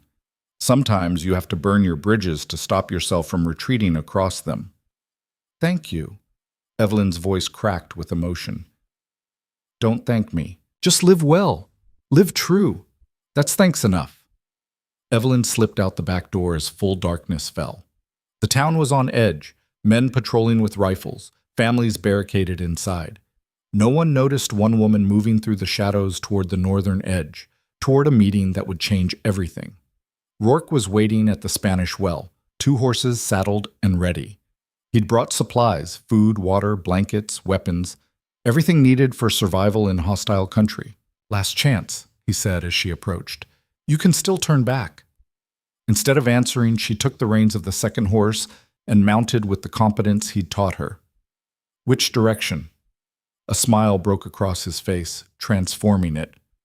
West, into country nobody claims. They rode out of Silverton Wells side by side, leaving behind the judgment and the fear and the small, constrained life she might have led. The desert opened before them, vast and indifferent, beautiful under the rising moon. Evelyn didn't look back. There was nothing behind her but ghosts and broken promises. Ahead lay only uncertainty, hardship, and the man riding beside her through the darkness, guiding them toward a future they'd have to build from nothing. It was enough. More than enough. It was everything. They rode through the night with only the moon to guide them, putting distance between themselves and the town that had shown its true nature. Rourke set a steady pace, not rushed but purposeful, navigating through terrain that looked identical in every direction to Evelyn's untrained eyes. But he moved with absolute certainty, reading the land like others read books, finding paths where she saw only obstacles. Hours passed in near silence, broken only by the rhythm of hooves on sand and stone, the occasional call of a night bird, the whisper of wind through sage. Evelyn's body settled into the horse's movement, muscle memory from days of travel returning. The fear she'd expected to feel at leaving civilization, at burning every bridge behind her, never materialized. Instead, she felt something closer to relief, as if she'd been holding her breath for weeks and could finally exhale. As dawn began to pale the eastern sky, Rourke guided them into a narrow canyon, its walls rising steep on either side. A thin stream ran along the bottom, barely more than a trickle, but precious nonetheless. "We'll rest here through the day," he said, dismounting. "Travel again at dusk. The horses need it, and so do you." "What about the Apache?" Evelyn slid from her saddle, legs trembling slightly from the long ride. "We're west of their usual range now, and moving away from their target areas. They're after settlement livestock and supplies, not wandering travelers." He led the horses to the stream. "Still, we'll keep watch. Out here, complacency kills faster than anything else." They made camp in a sheltered alcove where the canyon wall curved inward, providing shade from the coming sun. Rourke built no fire. Too visible, too risky. They ate dried meat and hard biscuits, drank water that tasted of stone and earth. "How far are we going?" Evelyn asked, watching him check and recheck their supplies with methodical care. "There's a valley about a week's ride west, maybe less if we push. Hidden, defensible, with a year-round spring. Game's decent, soil's workable, if you know what you're doing. I've used it before as a base camp." "Other people know about it?" "A few. Mostly folks who don't want to be found. We keep each other's secrets." He glanced at her. "It's rough living, no stores, no amenities. Everything we need, we'll have to make, or hunt, or grow." "I understand." "Do you?" The question wasn't challenging, just genuinely curious. Because understanding in theory and living it in practice are different things. Evelyn settled against the rock wall, feeling the stone's coolness through her dress. "I won't pretend I'm not scared. I am. But I'm also certain. Does that make sense?" "More than you know." He sat down near her, close but not touching, maintaining that careful distance even now. "I've been alone a long time. Got used to it. Told myself it was better that way. Safer. Can't be disappointed if you don't expect anything from anyone." "What changed?" "You did." Simple words, but weighted with meaning. "Saw you sitting in that station, trying to be brave, trying not to fall apart. Reminded me that courage isn't about not being afraid. It's about being terrified and doing it anyway." "I wasn't brave. I was desperate." "Same thing sometimes." He picked up a small stone, turning it over in his fingers. "My mother used to say that the universe puts people in our path when we need them most. I never believed it until I found you." The vulnerability in his voice made her chest ache. This man who'd survived by staying guarded, by never letting anyone close enough to matter, was opening himself to hurt in ways he'd probably sworn he never would again. "I need you to know something," Evelyn said quietly. "I didn't choose this just because I was lost or desperate or had nowhere else to go. I chose this. Chose you. Because for the first time in my life, I feel like I'm moving towards something instead of away from something. Does that distinction make sense?" "It does. And I know there will be hard times ahead. I know I'll probably fail at things that seem basic to you. I know I'll be frightened and overwhelmed and completely out of my depth." She paused. "But I'd rather struggle through that with you than live comfortably without you." Rourke set down the stone and finally closed the distance between them, pulling her against his side. She settled into the warmth of him, feeling the solid reality of his presence, the steady beat of his heart. "We should sleep," he murmured. "I'll take first watch. Wake me in a few hours. I can watch too."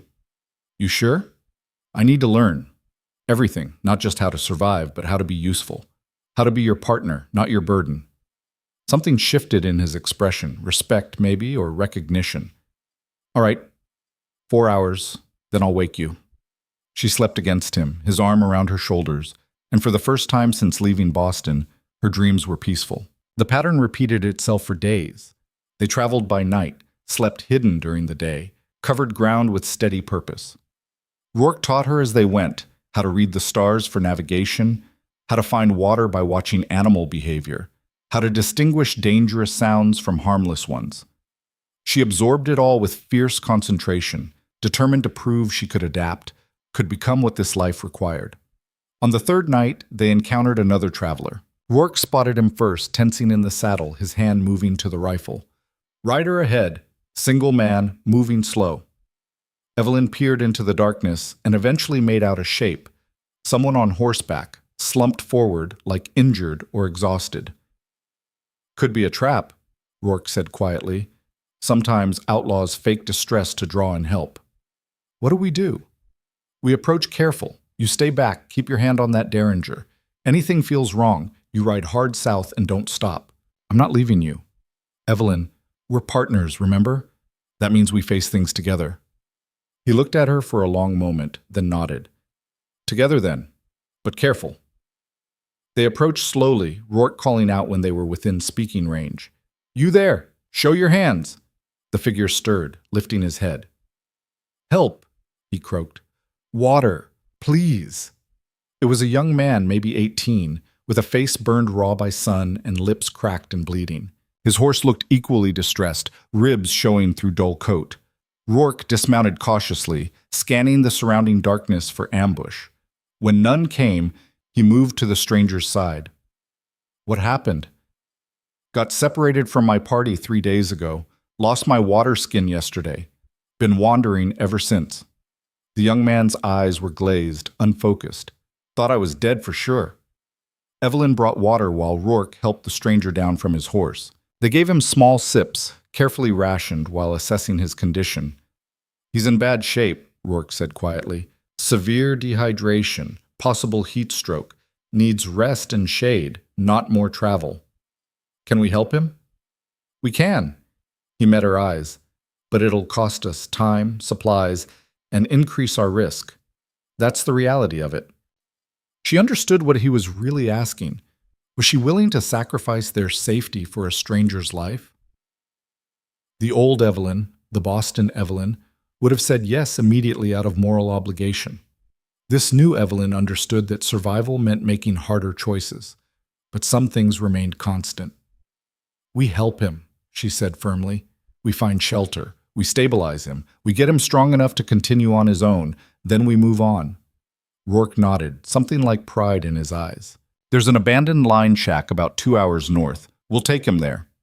They rode through the remainder of the night with the young man, who gave his name as Charlie Brennan, slumped across his horse, too weak to sit upright.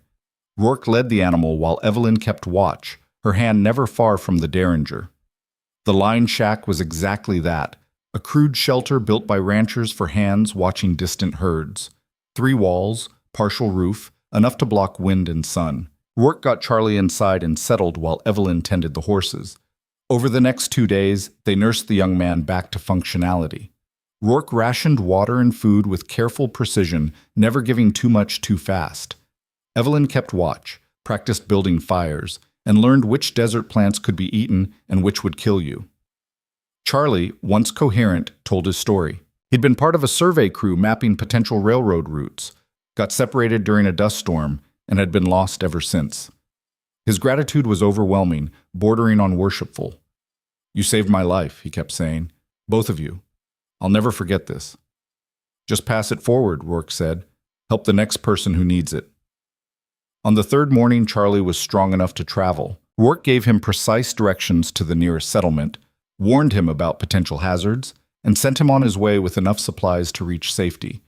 As they watched him ride off, Evelyn felt Rourke's hand find hers.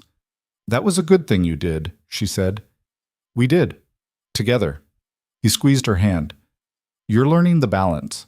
When to help and when to protect yourself. Not everyone figures that out." They resumed their own journey that afternoon, pushing west into increasingly remote territory. The land grew more rugged, more beautiful in its harshness. Mesas rose like ancient fortresses. Canyons cut deep scars through red stone, and everywhere the sense of space and silence pressed in with almost physical weight. On the seventh day, they crested a ridge, and Rourke pulled his horse to a stop. "There," he said, pointing down into a valley below. Evelyn looked and caught her breath. The valley stretched perhaps 2 miles long and half as wide, carved between protective rock walls. A creek ran through its center, lined with cottonwoods and willows, actual green in this landscape of red and brown. Grass grew in patches. Birds wheeled overhead. "It's beautiful," she breathed. "It's home if you want it to be." They descended carefully, picking their way down a narrow trail that showed signs of previous use. At the valley floor, the temperature dropped noticeably, the creek providing moisture that the rock walls held close. Evelyn could see why Rourke valued this place. It was a pocket of fertility in the desert's vastness, hidden and defendable. "There used to be a cabin over there," Rourke said, pointing to a clearing near the creek. "Burned down 3 years back. We'd have to rebuild." "Then we rebuild." Evelyn dismounted, feeling the soft grass beneath her feet, hearing the music of running water. "We build something new, something ours." Over the following weeks, they worked. Rourke's skills with construction were basic but functional. He knew how to stack stone and timber, how to create walls that would withstand wind and weather. Evelyn learned by doing, her soft hands blistering and hardening, her back aching from labor she'd never imagined herself capable of. They built the cabin one stone at a time, one log at a time. The walls rose slowly, rough but solid. Rourke showed her how to mix mud for mortar, how to notch logs so they fit tight, how to angle a roof for rain runoff, even though rain was rare. "Why plan for rain if it barely rains?" she asked one afternoon, exhausted and covered in dust. "Because when it does rain out here, it's biblical. Flash floods, mudslides, the whole valley can turn into a river in minutes. You plan for the worst and hope for the best." They worked until dark each day, then sat by their fire eating whatever Rourke had hunted: rabbit, quail, once a small deer that provided meat for a week. Evelyn learned to skin and clean game, swallowing her revulsion because survival demanded it. She learned to cook over open flame, to preserve meat by drying and smoking, to find edible plants along the creek. "You're adapting faster than I expected," Rourke said one evening, watching her expertly turn a roasting rabbit. "I'm motivated. And I had good teachers." She smiled at him. 4 brothers, remember? "They taught me that the only way to earn respect was to be competent, so I learned to be competent. It shows." The cabin took shape over 6 weeks of relentless work. 1 room, large enough for sleeping and living. A stone fireplace that drew properly. A door that shut tight. Windows covered with oiled cloth that let in light while keeping out wind. It wasn't much by Boston standards, would have been considered primitive, even shameful. But standing in the doorway, looking at what they'd created with their own hands, Evelyn felt pride so intense it brought tears to her eyes. "We did it," she whispered. Rourke stood behind her, arms circling her waist. "We did." That night they slept inside their own walls for the first time, on a platform bed Rourke had constructed from stripped logs. The cabin smelled of fresh-cut wood and stone dust and possibility. "Are you happy?" Rourke asked in the darkness. Evelyn thought about it honestly. Her hands were calloused and scarred. Her body was lean and hard from constant physical labor.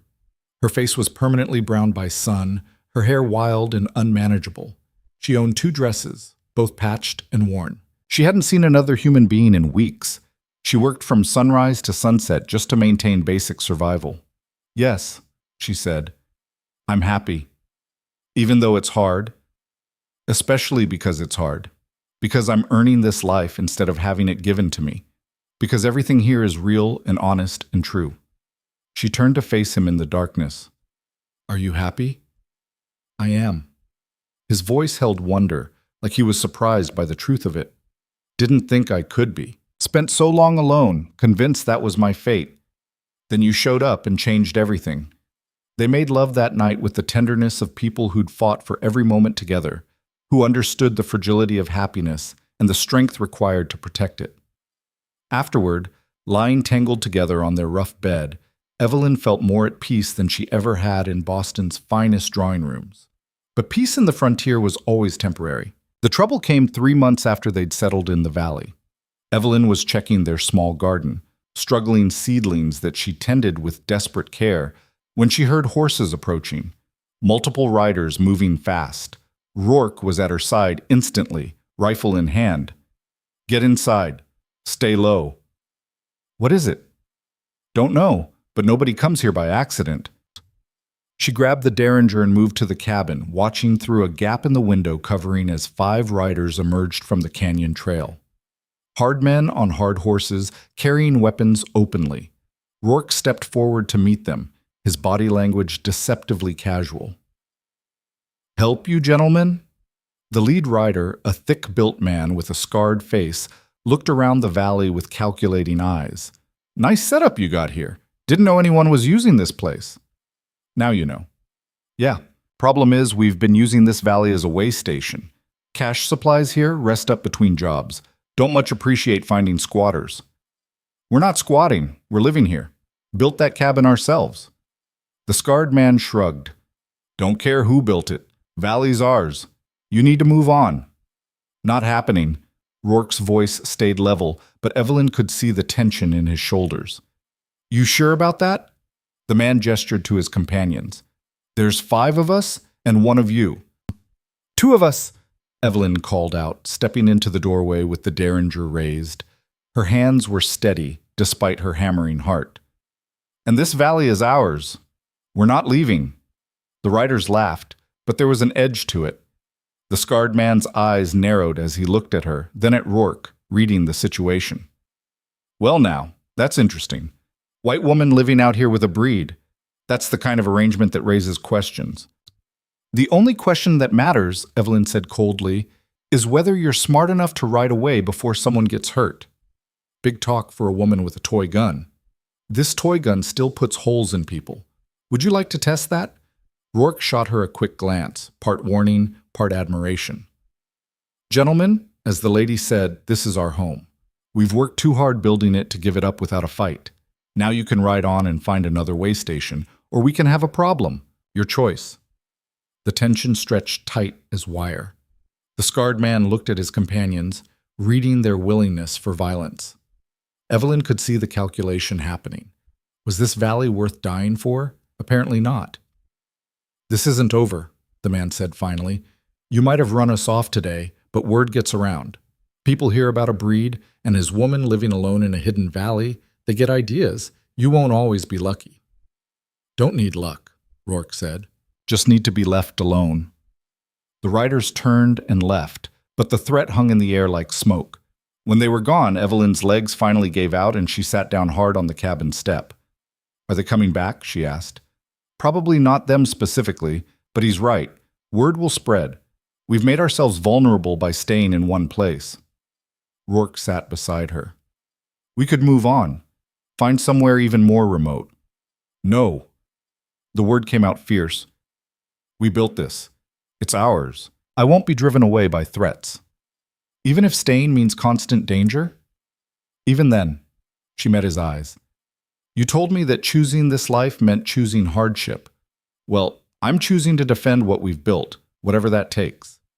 Something shifted in his expression, that same pride she'd seen before, but deeper now, more profound. "All right then. We stay. But we prepare. We build defenses, we stay alert, and we accept that this peace we've found might be temporary." "All peace is temporary," Evelyn said. "Doesn't mean it's not worth fighting for." They spent the next weeks fortifying their position. Rourke built a second structure, a small storage building that could also serve as a defensive position. They stockpiled ammunition, dried extra meat, kept weapons within easy reach at all times. Evelyn practiced with the derringer until her aim was reliable at close range. "You're becoming dangerous," Rourke observed one afternoon, watching her hit a target 3 times in a row. "Good. Dangerous means we survive. The expected attack never came. Either the riders had found easier targets, or word of their willingness to fight had spread enough to make them unappetizing prey. The months passed with only ordinary hardships: storms, a hard winter where game grew scarce, a fever that left Evelyn weak for weeks. Through it all, they endured. The cabin weathered its first full seasonal cycle. The garden, tended with relentless care, actually produced vegetables. The valley remained their sanctuary, hidden from the world that would judge them. One evening in early spring, sitting outside watching the sun set over the western ridge, Evelyn felt Rourke take her hand. "Thank you," he said quietly. "For what?" "For choosing this. For choosing me. For being stronger than I gave you credit for." She leaned against his shoulder, feeling the solid reality of him, the life they'd built together from nothing but will and work. "I should be thanking you. You showed me who I actually was underneath all the layers of expectations and propriety. You gave me permission to be real. You gave yourself permission. I just provided the opportunity." They sat in comfortable silence as darkness gathered, the stars emerging in their impossible thousands. Somewhere in the distance, a coyote called and another answered. The creek sang its eternal song. The wind whispered through the cottonwoods. It was a small life by most standards. No wealth, no status, no recognition. Just two people who'd found each other against impossible odds, who'd built something real in a world that tried to tear them apart. Not much by society's measure, everything by theirs. The second winter arrived with a ferocity that made the first seem gentle by comparison. Snow fell in the high country, blocking the canyon trails for weeks at a time, sealing them into the valley like a cork in a bottle. The creek froze along its edges, and the temperatures dropped so low that their breath crystallized in the air, even inside the cabin. Evelyn woke one morning to find frost coating the inside of the window coverings, delicate patterns like lace across the oiled cloth. Rourke was already up, feeding the fire, his movements efficient in the pre-dawn darkness. "How bad is it?" she asked, wrapping a blanket around her shoulders. "Bad enough. We're going through firewood faster than I'd like. Might need to ration if this cold holds another week." She joined him at the fireplace, holding her hands toward the flames. A year ago, the idea of rationing firewood would have been incomprehensible. Now it was just another variable in the constant equation of survival. "The meat stores?" she asked. "Holding. We've got maybe 6 weeks if we're careful. After that..." He didn't finish the sentence. He didn't need to. They'd learned to read each other in the silences, in the things left unsaid. It was one of the gifts of isolation. You either learned to communicate perfectly, or you fell apart. They'd chosen the former. The day passed in the familiar rhythm of winter survival. Evelyn tended the fire, prepared meals from their dwindling supplies, mended clothes that had been mended too many times already. Rourke checked their defensive positions, cleared snow from critical areas, hunted when weather permitted, though game was scarce. That evening, as they sat by the fire eating a thin stew of dried venison and the last of their root vegetables, Rourke spoke into the quiet. "I've been thinking about spring." "What about it?" "When the pass is clear, we should make a trip to the nearest settlement. Trade for supplies, maybe pick up news about the territory." He stirred his stew absently. "We've been isolated here for over a year, don't know what's changed out there." Evelyn felt her stomach tighten. The valley had become their entire world, safe and known. The thought of venturing back into settlements, facing judgment and hostility again, made her want to refuse. But she'd learned that survival sometimes meant doing uncomfortable things. "All right," she said, "we'll go together." "You sure?" "I could go alone, faster that way." "No." She set down her bowl. "We're partners. That means we face the world together, not separately. Besides, I'm not the same woman who left Silverton Wells. Let them try their judgment now." Rourke smiled, the expression transforming his usually serious face. "No, you're definitely not the same woman. That woman couldn't shoot straight, couldn't dress a deer, couldn't build a fire to save her life." "That woman was useless out here," Evelyn agreed. "She had to die so someone more useful could take her place." "She wasn't useless, she was just in the wrong place. Now she's exactly where she belongs." The simple affirmation warmed her more than the fire. They'd built something here that transcended survival. They'd created a life that neither could have imagined alone, forged from hardship and choice and the stubborn refusal to let the world tell them who they could or couldn't be. The winter finally broke in late March, the snow melting in rushing torrents that swelled the creek to 3 times its normal size. The valley transformed almost overnight from barren white to vibrant green, wildflowers erupting across the meadows in riots of color. Evelyn stood in her garden plot, watching tiny shoots push through the soil, seeds she'd saved from last year's meager harvest, carefully stored through the winter. Each green sprout felt like a promise, a declaration that life persisted despite everything. "Ready?" Rourke called from the cabin, packing supplies for their journey. She took one last look at the valley, their valley, then nodded. "Ready?" They rode out on a clear April morning, following the creek downstream until it joined a larger waterway that would eventually lead them to human habitation. The journey took 4 days of steady travel through country that was beginning to green up, winter's grip finally releasing. The settlement they reached wasn't Silverton Wells, but a smaller trading post called Copper Springs, built around a natural spring that drew travelers from all directions. 24 buildings clustered around a central square, including a general store, a smithy, and what looked like a combination saloon and hotel. They approached cautiously, Evelyn acutely aware of the looks they drew. A woman in trail-worn clothing riding alongside a mixed-blood tracker. The stares were familiar, the judgment palpable. But something had changed. Where once she would have flinched from the attention, now she met it directly, her spine straight, her expression challenging anyone to comment. "Let them look," she murmured to Rourke. "We know who we are?" They tied their horses outside the general store and went inside together. The proprietor, a middle-aged man with shrewd eyes, looked up from his ledger. "Help you folks?" "Need supplies," Rourke said. "Ammunition, salt, sugar if you've got it. Tools for garden work." The man's gaze shifted between them, calculating. "You're the couple from the Hidden Valley. Heard about you." Evelyn stiffened. "What have you heard?" "That you defended your claim against Wade's gang last fall. That you're making a go of it out there, against all odds." He pulled out a catalog. "Takes grit to survive alone like that. More power to you." The unexpected respect caught them both off guard. Rourke recovered first. "We manage." "I can see that." The proprietor began pulling items from shelves. "Word of advice, though, you might want to file a proper claim on that land.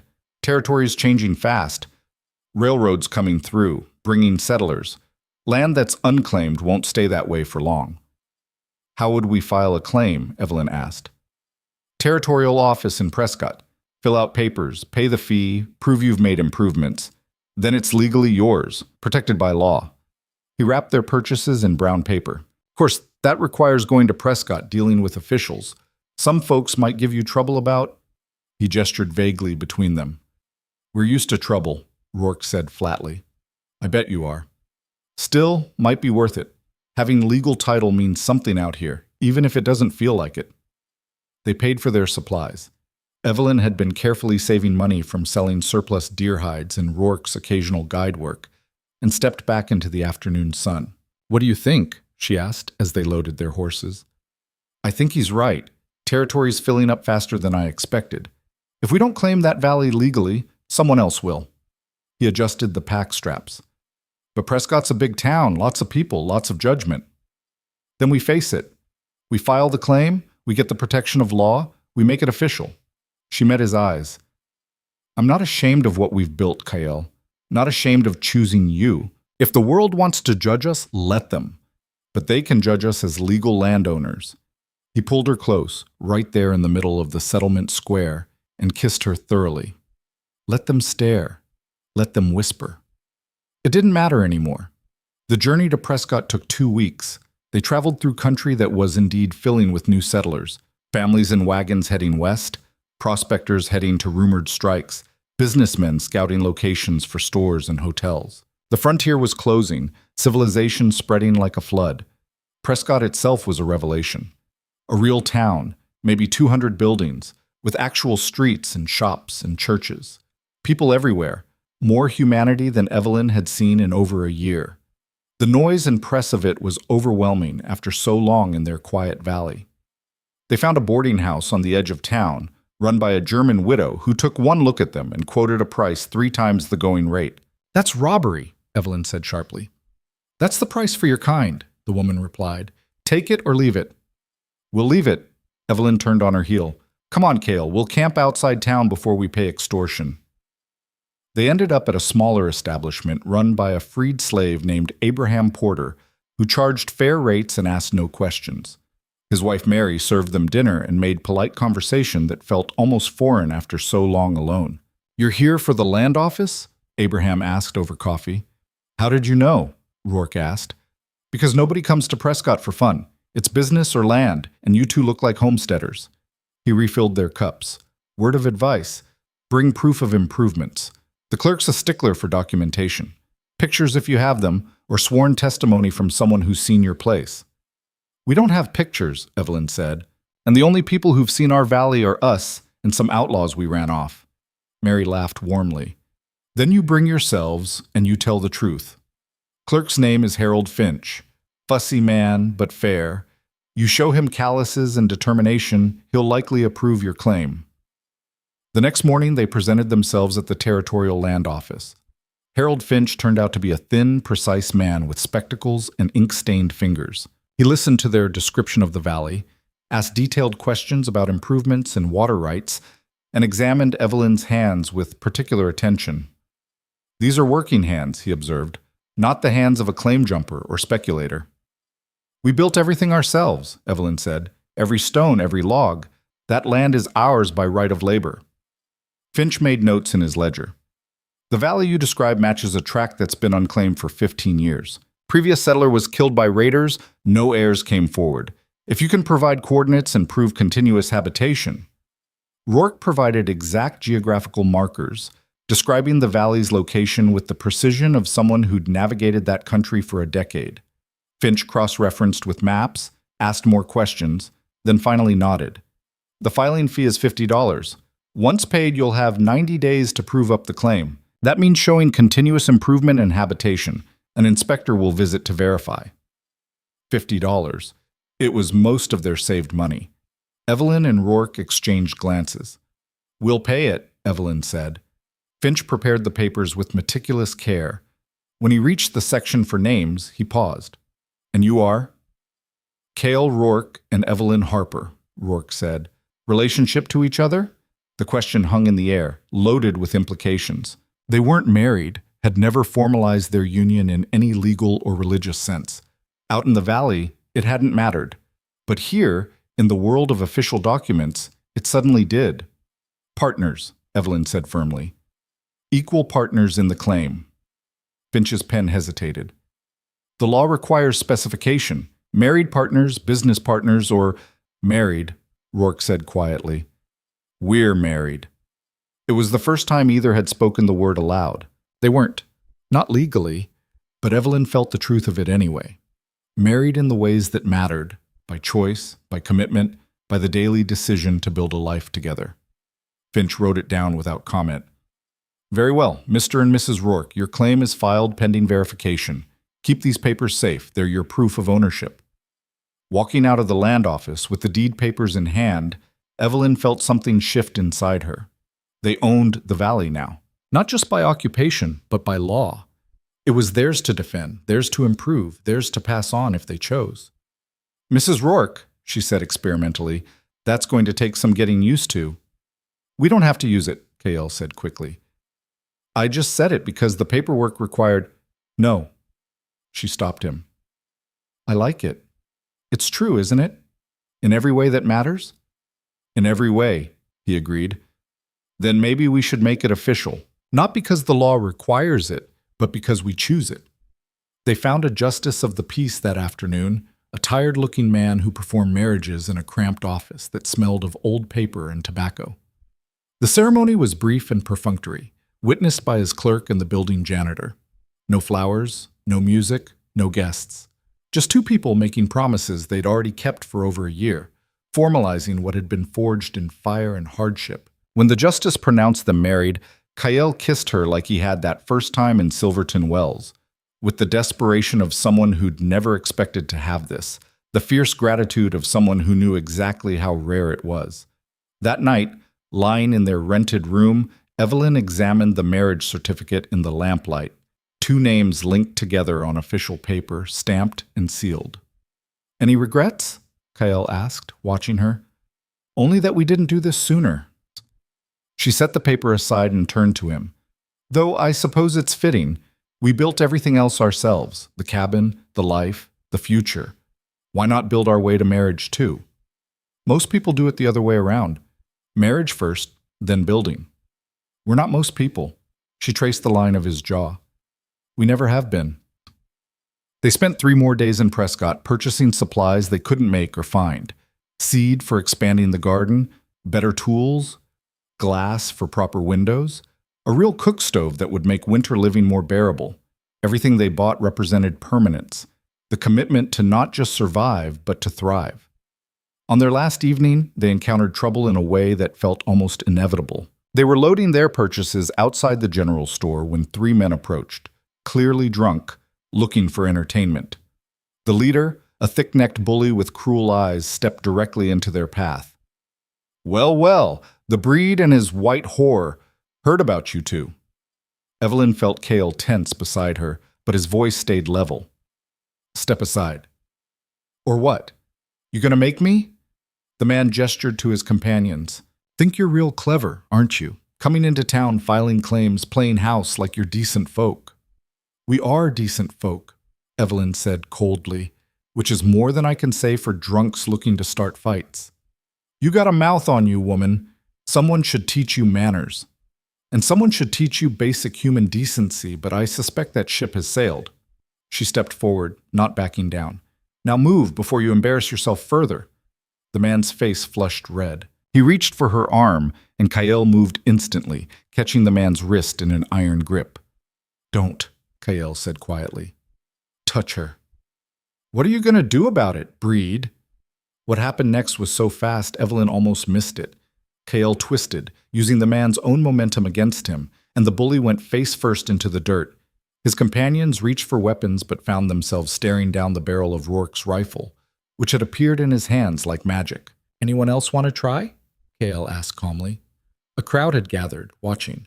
Evelyn expected them to side with the bullies, to make this another instance of the world rejecting them. Instead, several townspeople began to laugh. "About time someone put weight on his ass," one man called out. "He's been asking for it for weeks."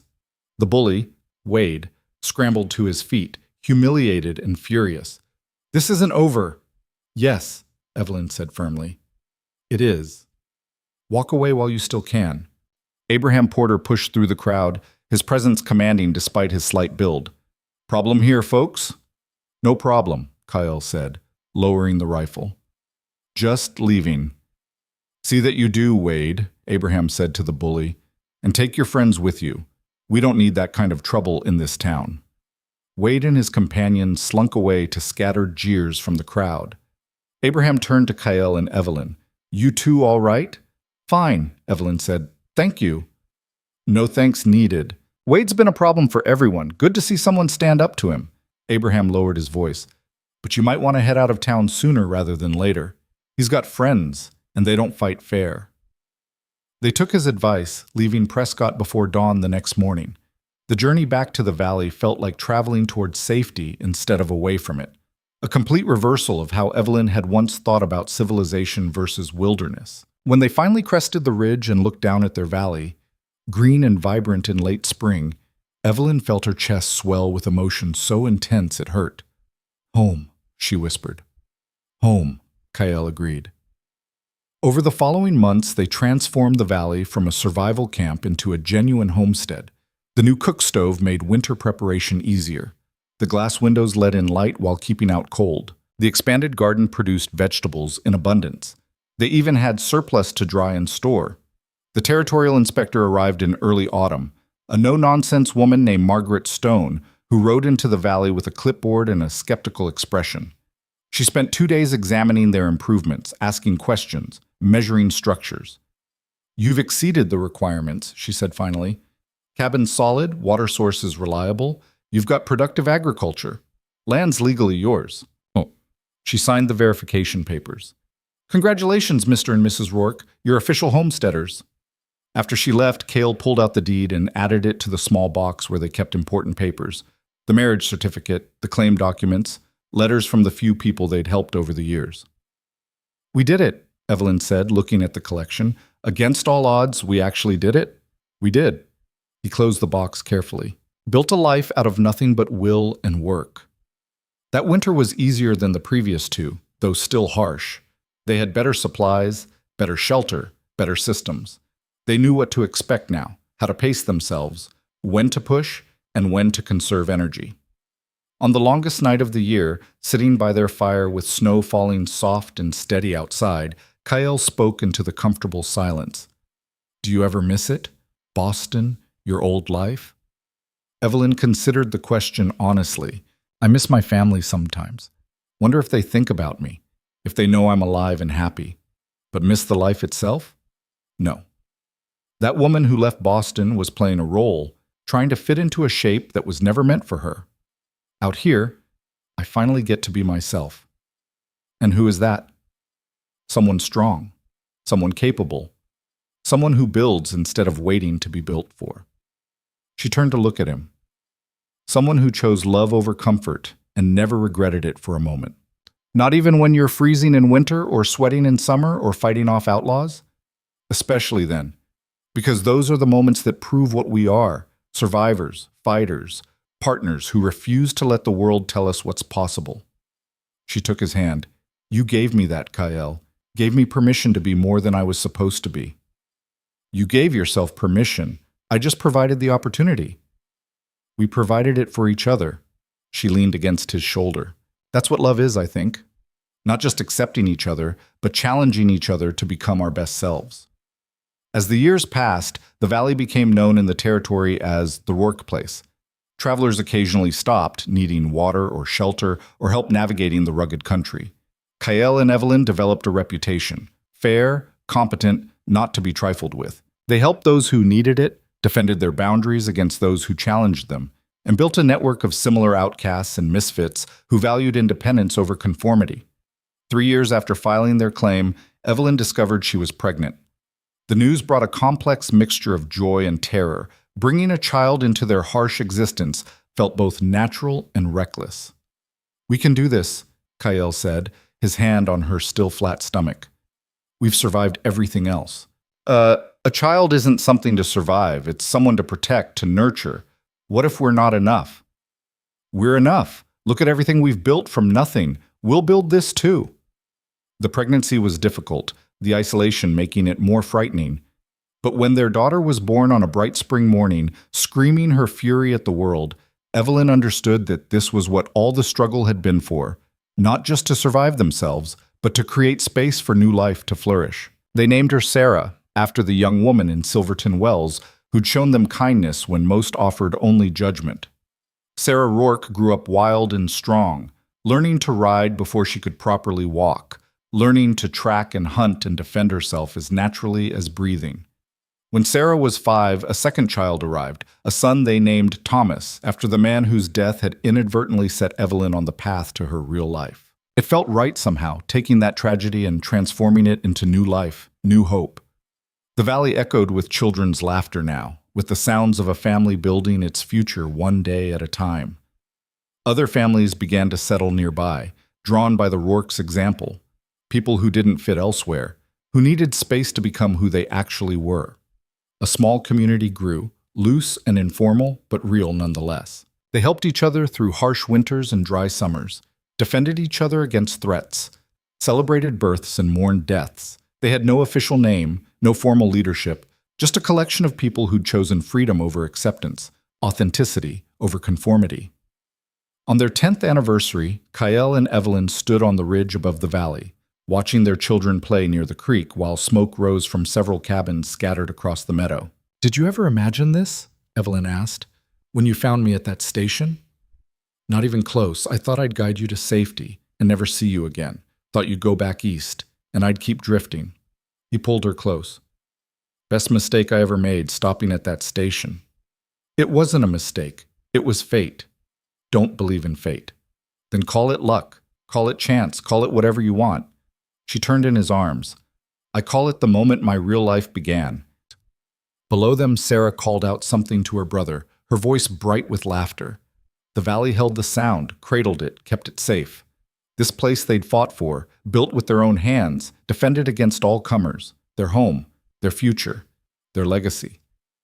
20 years after that first desperate ride from Silverton Wells, Evelyn stood in that same spot on the ridge, older now, weathered by sun and work and the passage of time. Her hair had gone silver, her face was deeply lined, but her eyes held the fierce brightness of someone who'd lived exactly the life they chose.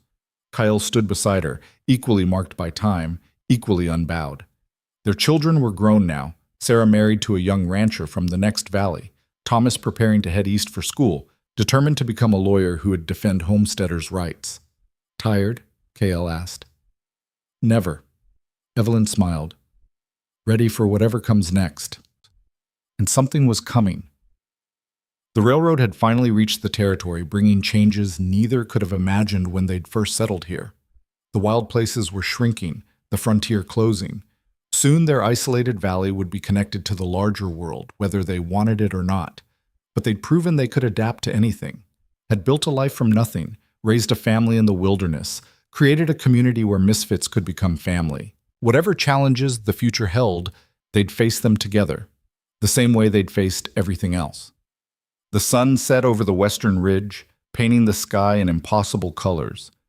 Evelyn and Kyle descended toward the cabin they'd built with their own hands, toward the life they'd forged from courage and refusal and the stubborn insistence that love mattered more than the world's approval. Behind them, the valley settled into evening, the creek singing its eternal song, the wind whispering through cottonwoods that had seen 2 decades of their love and labor. Tomorrow would bring new challenges, new changes, new choices to make. But tonight, there was only this, the solid reality of home, the comfort of partnership, the knowledge that they'd taken a moment of desperate chance and transformed it into something enduring. They'd started with nothing but need and determination. They'd built everything else themselves, and what they'd built would last long after they were gone, a testament to the truth that the world's judgment meant nothing compared to the courage to choose your own path. In the end, that was all that mattered. Not where you came from, but what you built. Not what the world said you should be, but who you chose to become. And above all, not the safety of living within boundaries, but the wild, fierce freedom of creating your own.